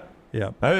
I'm not So saying you that's like Michigan? And they showed nothing in this. Oh, no, I don't have a feel for this game It's at all. a tough game. Clyde said this a couple of weeks ago. If Bryce Underwood plays extremely well, Michigan's a dark horse contender to win a national championship. And ironically, the guy that Venables compared him with, the last time we saw a freshman win a national championship was Trevor Lawrence. Here is Sharon Moore. He gets asked about the emotions of going back to his school, his alma mater. It's Oklahoma. He's not suspended for this game. He's coaching it, and most people believe the reason they laid out the suspensions the way they did so he could go back and coach this game. How do you sort of compartmentalize all the human emotions that do inevitably go into something like this? Yeah, it's about my players, so there's no emotional attachment to it. I'm emotionally attached to the players that are at Michigan. They're my kids, so these guys are who I'm emotionally attached to more than anything. And it's going to be an awesome atmosphere. Don't get me wrong; it's a great town, and obviously I got my degree from there, and there's a love there. But these kids are what's special to me. So that's all I'm worried about. I'm worried about our players getting our team ready to go play this game. It's going to be loud. It's a night game in an SEC environment, so it's going to be loud. So, but we played in loud environments, but we're going to have to prepare for the noise. Yeah, I will tell you this, that right now Brent Venables and Oklahoma is on a one-game losing streak at home to former Oklahoma football players who are head coaches coming to town because Josh Heupel. Heupel got him last year. Yes. I don't know if you guys, like the last day you work before a vacation, you kind of get excited. This is the last game for a 2-week vacation for Sharon Moore, so I'm sure he's looking forward to this, right? This is such an important game, more so for Brent Venables. Because, Oklahoma's schedule is going to get real. And Michigan, look, legitimate team, but you have a true freshman coming in on the road in week 2. You're favored in this spot. You've got the veteran quarterback you paid a lot of money for. Venables needs to figure out a way to win this game for OU. All right. More of your pick 3. You can play it right now at nextroundlive.com, nextroundlive.com. As we head to the phones here, tell us Woodhouse Day Spa LT. They can keep you relaxed even if your team, loses a game you didn't expect them to lose. Well, hey, yeah, maybe you want to treat yourself to the gift of relaxation. You can do that today before a big college football Saturday or NFL Sunday. Or if you want to get out of the doghouse before you get in it, you can send the wife or girlfriend to the Woodhouse Day Spa. Located right there at the Summit Shopping Center, right off of Highway 280. Choose from a menu of over 70 options, including the massages, body treatment, skincare, waxing, nail services. Woodhouse Day Spa, voted America's best day spa since 2009. Order that special person gift online 24/7, birmingham.woodhousespas.com, or just stop in, see Stuart, the great staff, the Summit Shopping Centers. Tell them the next round sent you. Jeff from Anniston is checking in with us on this Football Friday. Jeff, man, welcome to the show. How you doing? Hey, man, what it is. Hey, Jeff. What it is. Just real quick. Yesterday, I just randomly heard a solo Sammy Hagar song. What would you consider your favorite Sammy Hagar solo? I Can't Drive 55? That's the only one I could name. Love is Driving Me Crazy, Three Lock Box, Only One Way to Rock, Fall in Love Again. Never been a big fan of Sammy Hagar's catalog. I liked him with Van Halen. Vocally, probably an upgrade from a great showman that was David Lee Roth, but never been a Sammy Hagar. Tried his tequila, Cabo Wabo, for a couple of times. And? Well, a couple of times, I guess. It's a good tequila. I haven't seen him forever. I don't know if it's still up. Heavy metal. Yeah, heavy metal is the most streamed one on Spotify, even more than I Can't Drive 55. Now, was Heavy Metal the theme song from Heavy Metal? No. Okay. But there was another song that was called that. Yeah. Okay. Yeah. Third most popular, Your Love is Driving Me Crazy. Is that a good one? Yeah, you've heard it. Yeah, you get a lot of airplay. He was actually best with Montrose to me, even over Van Halen. But I'll be honest, I can't stop staring at the album cover of Your Love Is Driving Me Crazy. something that's luring me in there. I don't know what it is. Sammy looking good on it, huh? Sammy's not on it. It's a pair of lips and red lipstick. Oh, yeah. I got to give my guarantees last week, but lateness changes nada. So if I can, I'd like to give them to you real quick. Okay, sure. Lincoln Riley and Dion will not be current jobs next year. Steelers finished top 2 in division, and the 2-loss team wins the national championship. I agree with the 2-loss winning the national championship. I disagree with Lincoln Riley. I think USC, I've just got a sneaky feeling. Maybe I didn't think he was going to be this good.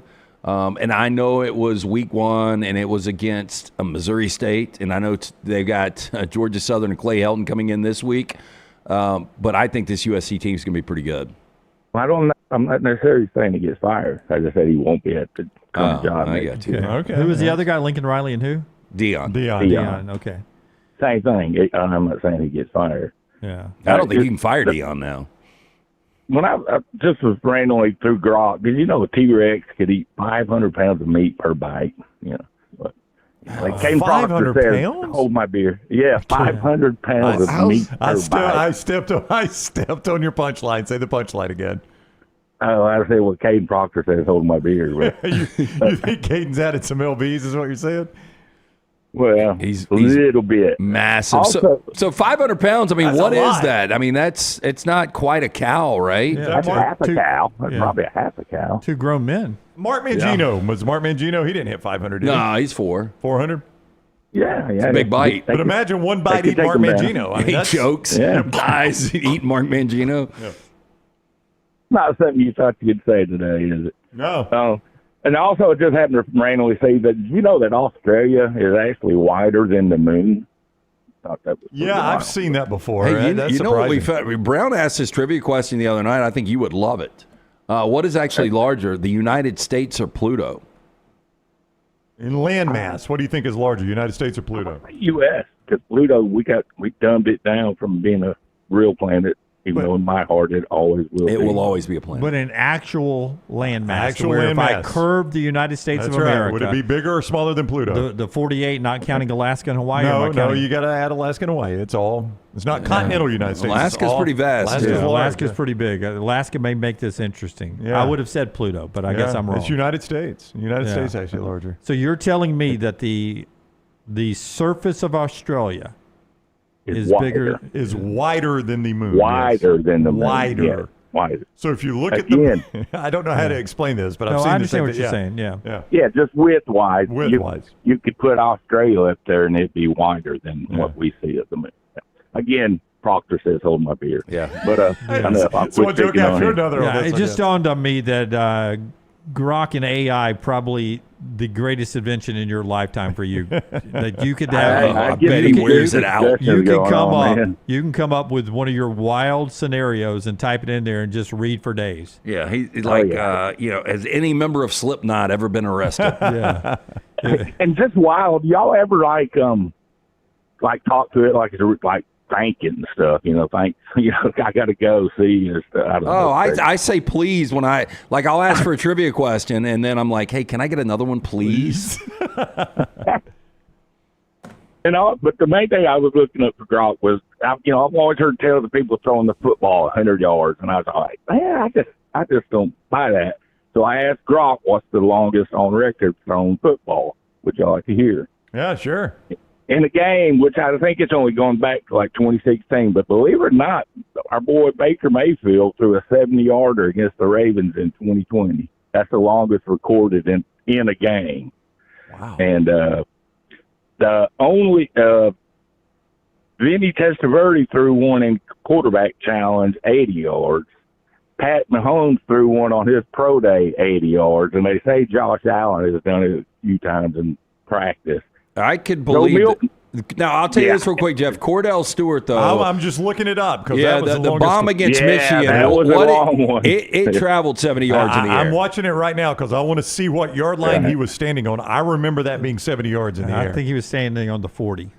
40, it does seem like that, doesn't it? That would be 60. Yeah, I think he was on the 42, Jim. I think right. the play was from like the 40. Yeah, so it would go down as a 60-yard pass because you do from the line of scrimmage. But I think he threw that ball 70 yards.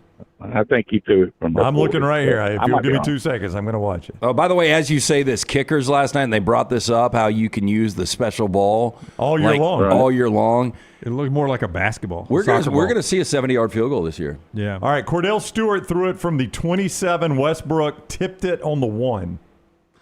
Okay, so that's quick. 70. Yeah, that's 72 yards. Line of scrimmage was the 35. He threw it from the 27, and Westbrook tipped it on the 1. I guess they weren't keeping that official back then. I remember watching that thinking that's the longest pass I've ever seen. That guy, he threw the ball the whole field. Yeah. Now, Joe Milton claimed he threw it 90 yards, and they maybe recorded him at a quarterback retreat at 85, but neither one of them was real verifiable. All right, I know the Texas Ohio State game's been beat to death, but I hadn't heard anybody talk about on the Ohio State goal line stand how there were 2 Ohio State helmets, defensive linemen's helmets, that were within 3 inches of the offensive lineman's shoulder pads.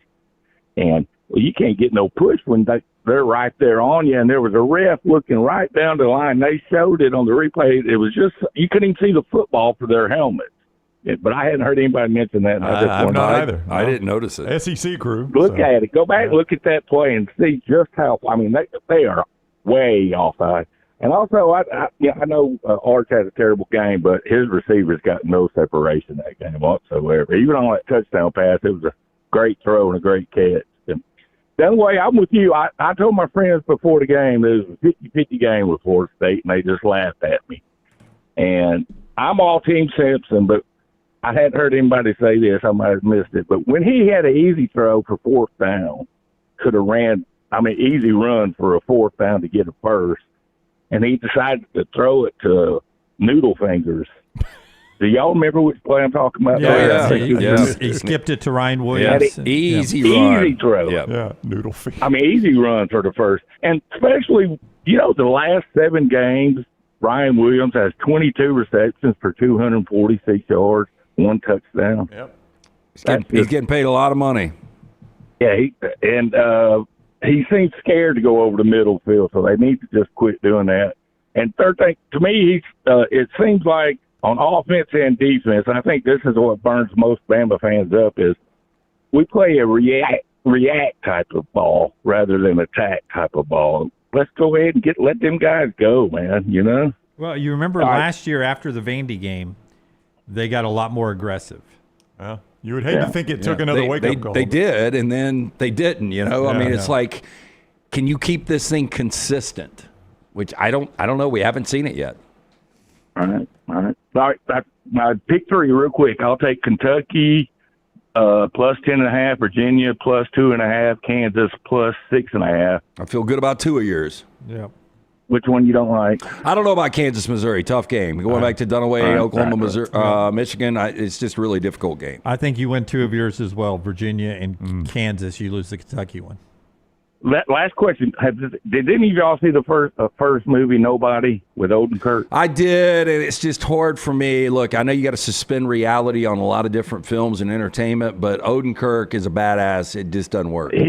Freaking loved it, man. I want to hire body cancer. Well, I just wonder if anybody's seen the second one, if it's any good. Hey, all right, guys, love you. Mean it. All right, go ahead. Take care, buddy. All right, thanks. All right, bye.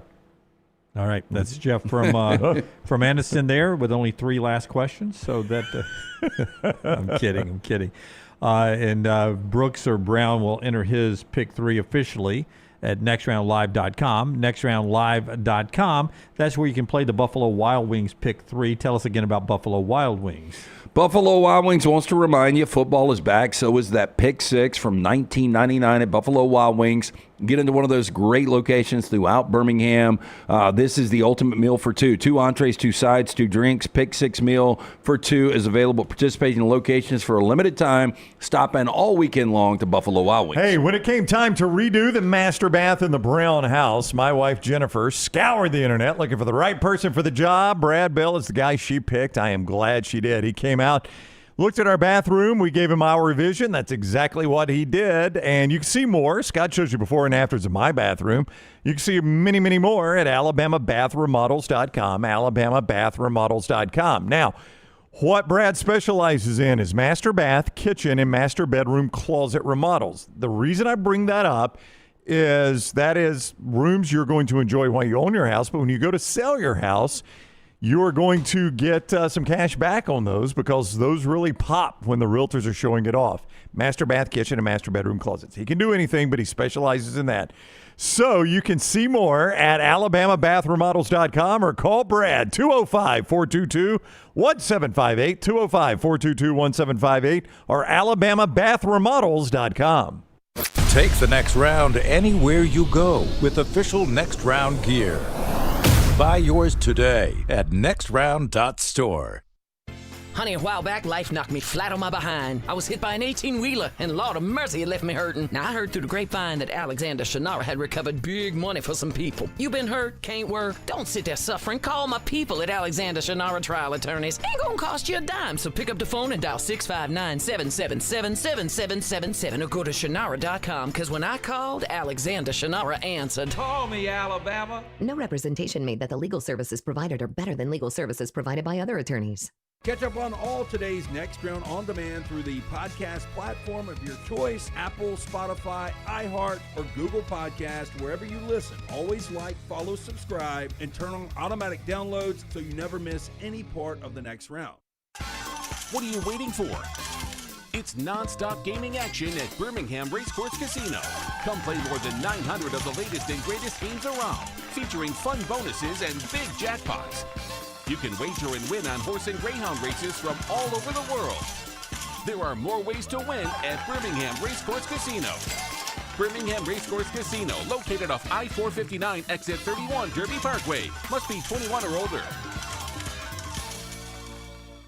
Hey, let me tell you about our friends at Urology Centers of Alabama. Compassionate and comprehensive urological care with 35 physicians, 17 locations across Alabama. Their patient-centered approach to all of your urological needs. Remember, they've got that new men's health center. It is beautiful, helping men with a wide range of sensitive male issues in a comfortable environment. You can always go online, visit urologycentersalabama.com, schedule an appointment with one of their many urologists today.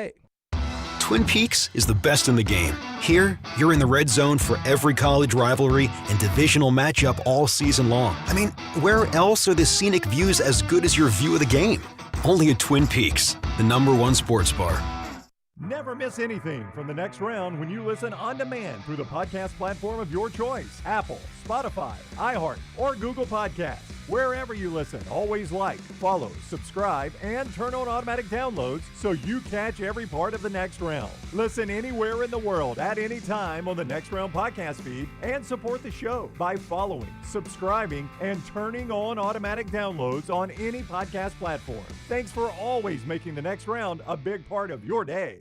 Remember the name Way to Wellness if you're battling weight loss in your life. I'm Jim Dunaway from the Next Round. There was a time I was over 216 pounds until Way to Wellness helped me lose 45 pounds, and now for over 2 years, they've helped me keep that weight off. Here's their website, aplanforme.com, aplanforme.com. That's a great name for a website because there's no cookie-cutter plan. Everything is designed specifically for you. No contract, no sign-up fees, and your first consultation is free at Way to Wellness. Stop by the New York Butcher Shop and pick up the finest in certified Angus prime beef steaks and burgers, premium pork chops, ribs, and all-natural chicken cut to order just for you. Their chef-prepared entrees and side dishes are the perfect dinner-to-go choice for your family and are ready to heat at home.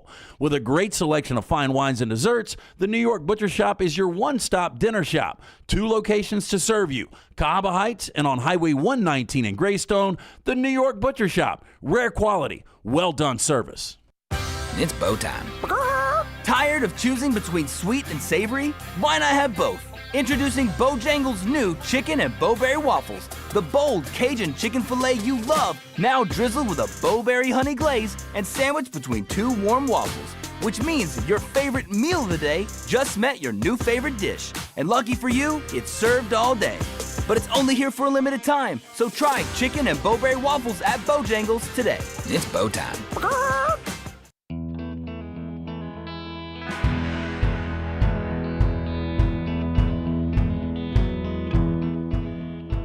Is the reason why either I made a mistake or there's no 2:30 ESPN window for U.S. Open tennis?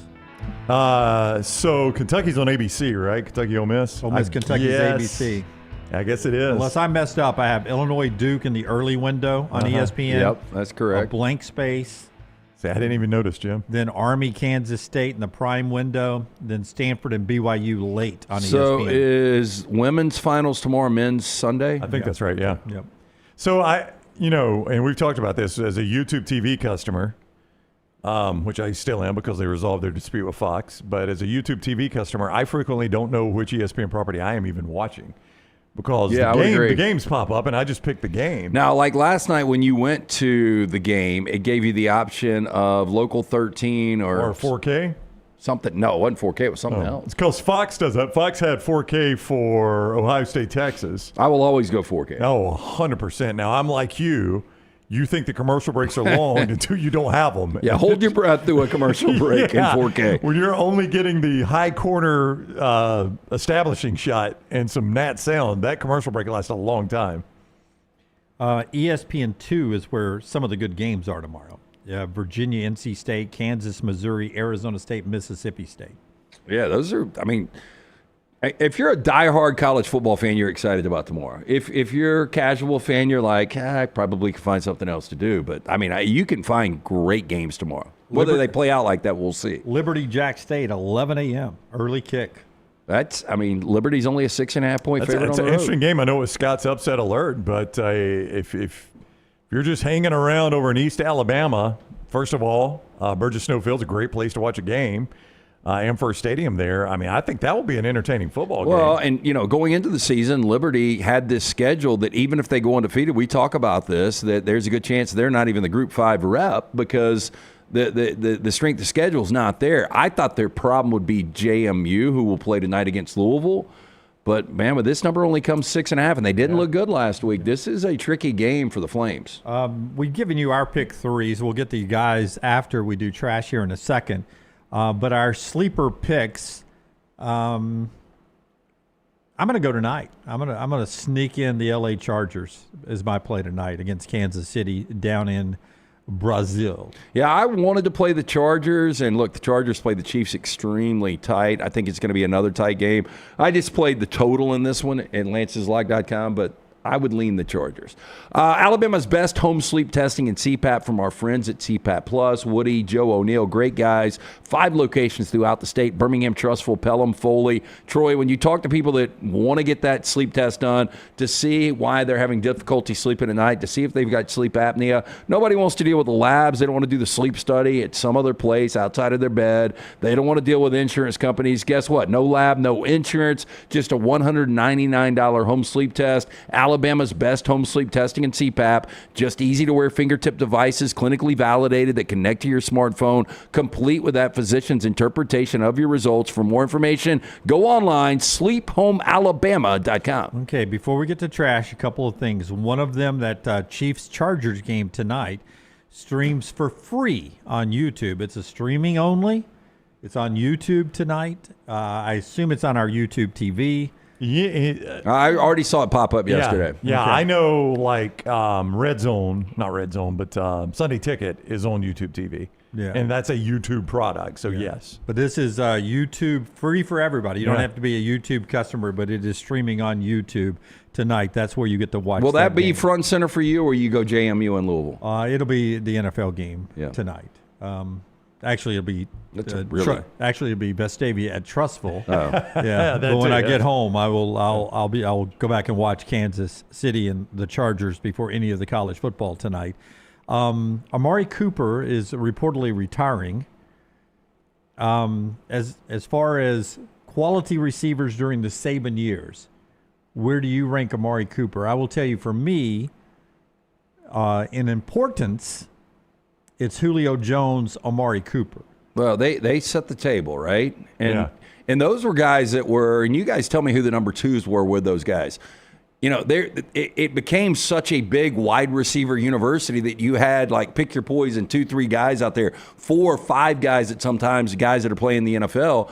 But I just remember Julio kind of doing it on his own where everybody was doubling. Same with Cooper. Yeah. To me, I go Julio. I know Devontae won a Heisman. Yeah, he's the best. I go Julio Jones, Amari Cooper, Devontae. Julio Jones' importance. You say importance because it was a time where Nick Saban was trying to establish recruiting, especially in the Bay Area, and he came out of Foley, and he was the first really big recruit. You guys will still give me the highest recruit we've ever seen in this state. Is that fair? Julio. Yeah. I will give you that. But Amari Cooper unlocked South Florida. That is right. Oh, yeah. And then Alabama, cleaned up on receivers out of South Florida. It seemed like they were getting a receiver every year. That's right. Those guys, while they were kind of alone, that, you think about the class that had Judy, Henry Ruggs, Jalen Waddle, and Devontae Smith in it, and obviously Smith went on, but it was hard to be a standout receiver in that group. That was such a talented group. And I know you're going to say Devontae's number one. He won the Heisman. It was a great year. But just look what they did in the NFL. Do you think Devontae will get anywhere close to what Cooper and Julio Jones did in the NFL? I think he could. I mean, he's on a really – I don't know if you noticed last night. He's on a really good football team now. He didn't get a ton of catches last night. I think – and this sounds weird. That might be the problem. Like, if you put Devontae on another team, like, there's just so many different ways Philadelphia wins games now. They can win it with defense. They can win it with Jalen Hurts, putting up no numbers. We mentioned A.J. Brown and Devontae, and Saquon did nothing last night. Now, are you basing this on yardage? Because Julio's at 13,703. That's 16th all time. He's not going to touch Julio. Yeah, I don't think Devontae Smith will get to 13,000 receiving yards. And I don't know where Amari is, but he's been a clutch receiver his whole career. It hasn't been in great locations. Yeah, some really bad football teams. Numbers wise, I don't know. I think Julio probably end up being the biggest ever at Alabama. Yeah, I mean of the Saban years. Last year at this time, people were like, "Watch out for this Ryan Williams kid." Look, and he's still got a ton of upside, and that is it's baffling. It's gotten flat pretty quick. Yeah, yep. It's interesting. Amari Cooper career 10,000 total yards, which it's a lot. No, that's a heck of a lot. I'll tell you where that puts you all time is he's 57th. Yeah, right between Shannon Sharp, Hall of Famer. That's a tight end though, so that's why he's a Hall of Famer. And that was the most tight end yards at one particular time. And Eric Moulds, you remember the old Mississippi State player that played for Buffalo? Eric Moulds, great receiver. How much did Devontae have already? Well, you have to give me 2 seconds on that. Not a ton. Yeah, ask Rock.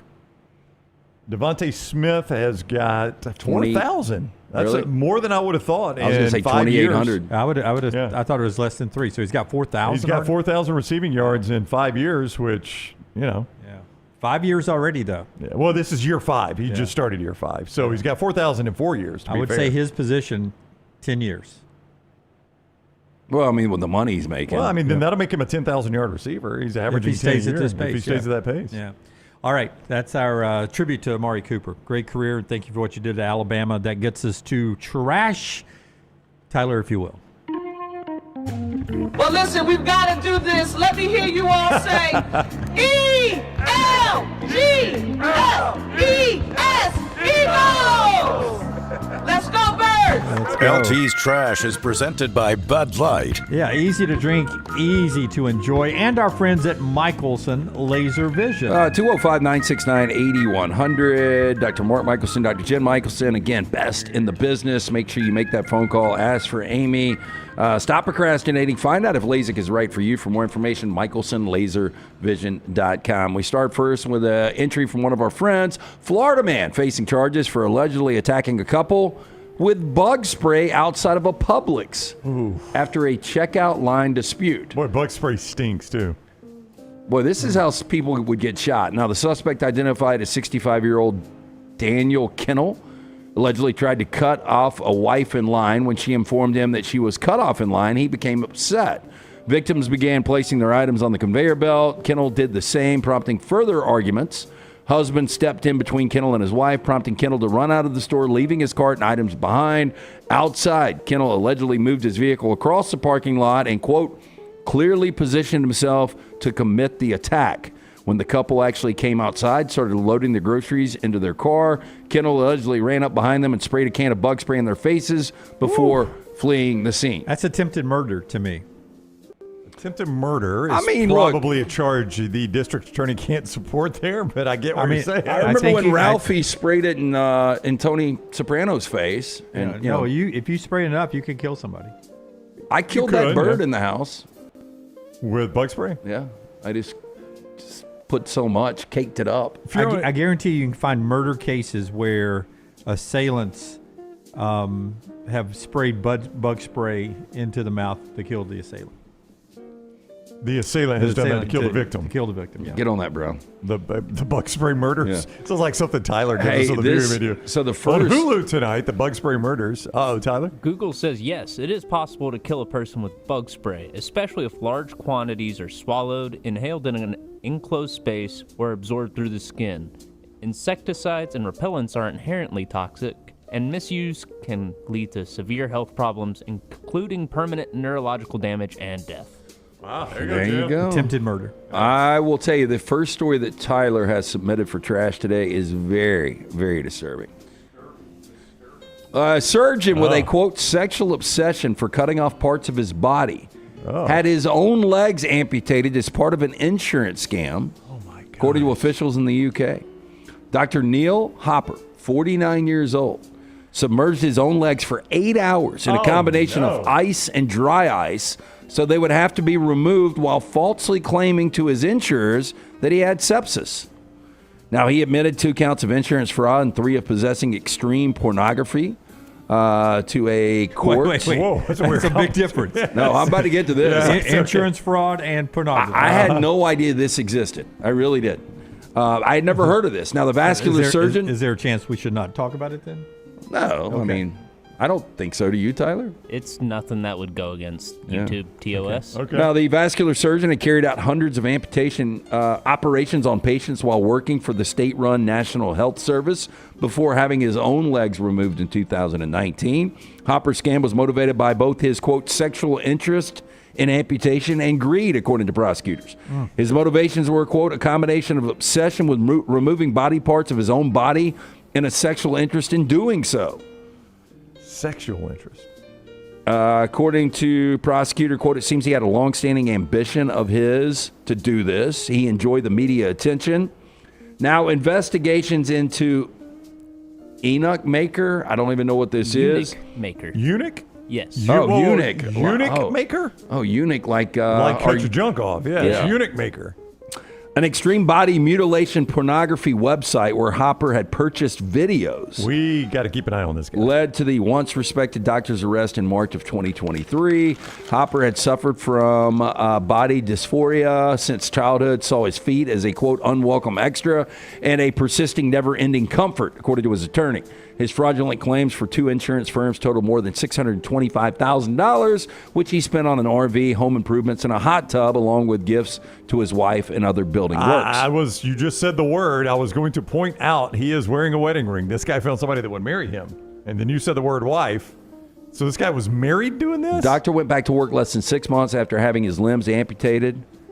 Got fit with those prosthetic legs. He was jailed for 22 months on 2 counts of fraud, 10 months on 3 counts of accessing extreme pornography. Yeah, boy, people are some weird shit, man. We need to keep an eye on this cat. Yeah, I would agree. Yep. The funny thing is, his name's Hopper. There is some irony in that, yes. So, is the guy Luigi Mangione? Mangione. He is the guy that was accused of murdering United Healthcare CEO Brian Thompson in New York last year. Well, apparently a model showed up on the runway wearing a image with his likeness, which appeared at a fashion show. They said the T-shirt sells for just under $10. BBC was told, quote, the image in question was provided by a third-party vendor, removed immediately upon discovery. And this is the fashion giant Shein. Yeah. Shein is that like... It's either Shein or Shein. No, I think it's Shein. But isn't Shein a little bit like Temu? Yeah, it's basically the same thing. It's just cheap Chinese garbage. That's right. Yeah. Like, BBC. You buy this whole suit for $2. That's like where Dunaway ordered the Buccaneers. Was it a Buccaneers jersey? Did you order it off Shein? I don't know where it was from, but it was that like a TikTok shop. It was a TikTok shop. Well, BBC verified using the facial recognition tool Amazon Recognition, found a 99.9% similarity score between the fake image and the real picture. So, there you go. Is that the shirt, though? That's not the shirt, is it? Yeah, that's the shirt being sold. That's not the one he was wearing when he allegedly killed the gentleman. No. Okay. No. But that's got the likeness on it? Yeah, that's his face. Yeah. And so, the whole issue is these websites will use AI to generate model photos because you're not going to pay somebody an actual salary to model a $5 shirt. So, dude, who would pull this out? Who would know exactly what this guy looked like? A lot of people. He's like a little micro celebrity. Okay. So that micro celebrity is a good phrase. So they use AI, and it did an AI this old boy. Yeah. It went in further into detail in the article, but the little verification tool they used said it was most likely the Midjourney AI creation tool, and that one just pulls IP from everywhere, regardless of if it has the rights to it or not. I understood very little of what actually you said suing there. Warner Brothers is? Okay. Yes. Okay, I'm skipping this one because I want to take my time on the last one, the most unique course offered at each SEC school. This is very interesting. A good majority of these classes I would have loved to have taken. Okay, Vanderbilt, they offer up country music. Well, I mean, in Nashville, why not, right? It's like appreciation of country music. Just says country music, I'm sure. Yeah. How about South Carolina, history of the devil? I guess, is that like a religious studies class, maybe? Maybe. Do you have any info on any of these? I do not. Okay, all good. Oklahoma, American Gangster. I don't think this is the film. Is it just American Gangsters in general? I don't know, but it sounds interesting to me. This is from Texas College Football, who we got this list from, it looks like. Down Lower left-hand corner, yeah. Okay. Auburn, Introduction to Pistol. Okay, it's shooting. Kentucky, Emergency and Disaster Communication, Humanity and a Zombie Apocalypse. Because everybody knows that's coming, right? Going to pass on that one, by the way. This next one, I would be a major in this. Texas A&M, Texas Barbecue. Yes, that's my major. What's your major, son? Texas Barbecue. Texas, Arguing the End of the World. Doesn't really interest me. Arkansas, History of Football. Odd that Arkansas is the one giving us that one. Okay. Ole Miss, Frauds, Myths, and Mysteries. Sounds interesting. Georgia, Waffle House Geographies. I think it cuts off at the Mississippi, doesn't it? Yeah, there's not a whole lot west of the Mississippi or really north of the Mason-Dixon. Waffle House, very southern company. I'm going to skip Missouri's Harry Potter, Magic, and Religion. Yeah, hard pass on that. Tennessee, UT, Appalachian Strings. Is that music? That would be music. Yeah. The Appalachian bluegrass stuff doesn't really do much for me. It'd be better in a math class, but I don't know how much I'd like it. Now, is Alabama doing a stereotype here? Drugs, booze, and the Mexican society? I mean, what are we studying there? I assume that's more of like a cultural studies type class, but I don't know. You know what that class... It could go either way. We need to reach out. You know what that class ought to do next Friday? They ought to do a field trip to our show. And we don't have drugs. Gillettes does have alcohol, so they can stay that part of it. You know what? I will reach out to the university. Reach out and see if they'll do a field trip. We're going to be there 11 to 2 at Gillettes. That's a great field trip for them. I think that's a good call. LSU is doing vampires in film and TV. Not real interested. I watched True Blood for a couple of seasons. Did you ever watch that, Dunaway? I did not. Maggie did early on, for the first 2 years. Did you like it, Tyler? I thought it was all right. Yeah. I think it'd be up Jim's alley. We had on the bro that was a cook, and we woke him up one morning. He came on the show, but he ended up passing away. He was a Birmingham guy. No. Yeah. I found the description of the drugs, booze, and Mexican society class, if y'all want to hear it. Okay. This course is a hybrid survey of Mexican history since conquest, the history of the U.S.-Mexican border, and a view of that history through the lens of drug production, consumption, and influence on Mexican society and U.S.-Mexican relations. I got to say, I don't think they need to do the field trip now. I don't think it's got anything to do with they could do a Mexican restaurant and then come over to us. Yeah, I mean, that's fine if they want to come over. I just thought it might have more parallels. The final two, Florida is doing Uncommon Arts, Taylor Swift and the Arts. Oh, Jim. You can make an A in that, don't you think? I could teach it. And then finally, Mississippi State, Music of the Beatles. Yeah, sounds strange on the Starkville campus. Yeah, I agree. Especially, it could be actually, since it's an ag school, the actual Beatles, not the rock band. The sounds that Beatles make. That is Trash Today, brought to you in part by our friends right there at Bud Light. Easy to drink, easy to enjoy. Back to the Buffalo Wild Wings pick 3. We'll get the picks from the back row after LT tells you about Buffalo Wild Wings. Yeah, again, big news. Football is back. So is that pick 6 from $19.99 at Buffalo Wild Wings. This is the ultimate meal for 2. 2 entrees, 2 sides, 2 drinks. Pick 6 meal for 2. Available at participating locations throughout Birmingham. Get in all weekend long to one of those Buffalo Wild Wings. Brooks, start us off since you're 3-0 back there, and hopefully we got animation from Forrester. What do you have for us, Brooks? I have Kansas State minus 17.5, BYU minus 20.5, and Ole Miss minus 10.5. Okay, pretend I had to write those down. Kansas State minus what? 17.5. Next. BYU minus 20.5. Ole Miss minus 10.5. A lot of play on Ole Miss, Kentucky. On yeah, this why are you minus 10.5 in Ole Miss and I'm minus 8.5 in Ole Miss? The pick'em when I put it up last night was at minus 10.5 on my we play by different rules than they do online, so you're minus 8.5. That's fine. I mean, I was just going with what we put out there. We play live my bookie lines. That's fine with me. I would still take that. Okay. Forrester, entertain us, my friend. Hey, did you guys know that UAB's playing Navy? Yeah, it's a very popular pick here on the Big 3. Yes. Yeah, I got Navy big. Yeah. They cover the 21.5. All right. Then The suspense guy. Syracuse. The orange. I got Otto and the Syracuse Orange covering the 6.5. Right. Okay. Finally. More words. Sorry, I'm multitasking here. Oh, wow. Is that Cal guy? No, that's Ty Jerome, who did, in fact, double dribble. Oh, you never bring that up, Scott. Never. But you're going to take Virginia? Yeah, I'm going to take Virginia. 2.5-point dog at NC State. Bruce Pearl's pissed. I was hoping that you had like Trent Dilfer 4-putting as the animation. You don't get that. I don't think he's ever 4-putting. You don't get that kind of handicap 4-putting, Jim. Yeah, he works on his game too much for that. Yeah. All right, those are our picks. Those are our plays for the week. We'll see how they all play out. Don't forget to go where Brooks was talking right there at nextroundlive.com, nextroundlive.com, and play the games with our friends at Buffalo Wild Wing all the way up to kickoff Saturday at 11 o'clock. Saturday games only. Go play them. nextroundlive.com. Get 1 ball in the bucket. You're in for the drawing at the end of the year. Get 2 balls, better chance to win. 3 balls, more chances to win. But it only takes 1 winner. You don't have to play every week to get the big prize at the end of the year. Buffalo Wild Wings, pick 3, nextroundlive.com. That's our show today. We're back with you Monday at 9 a.m. Central Time. Until next time, God bless you and God bless America.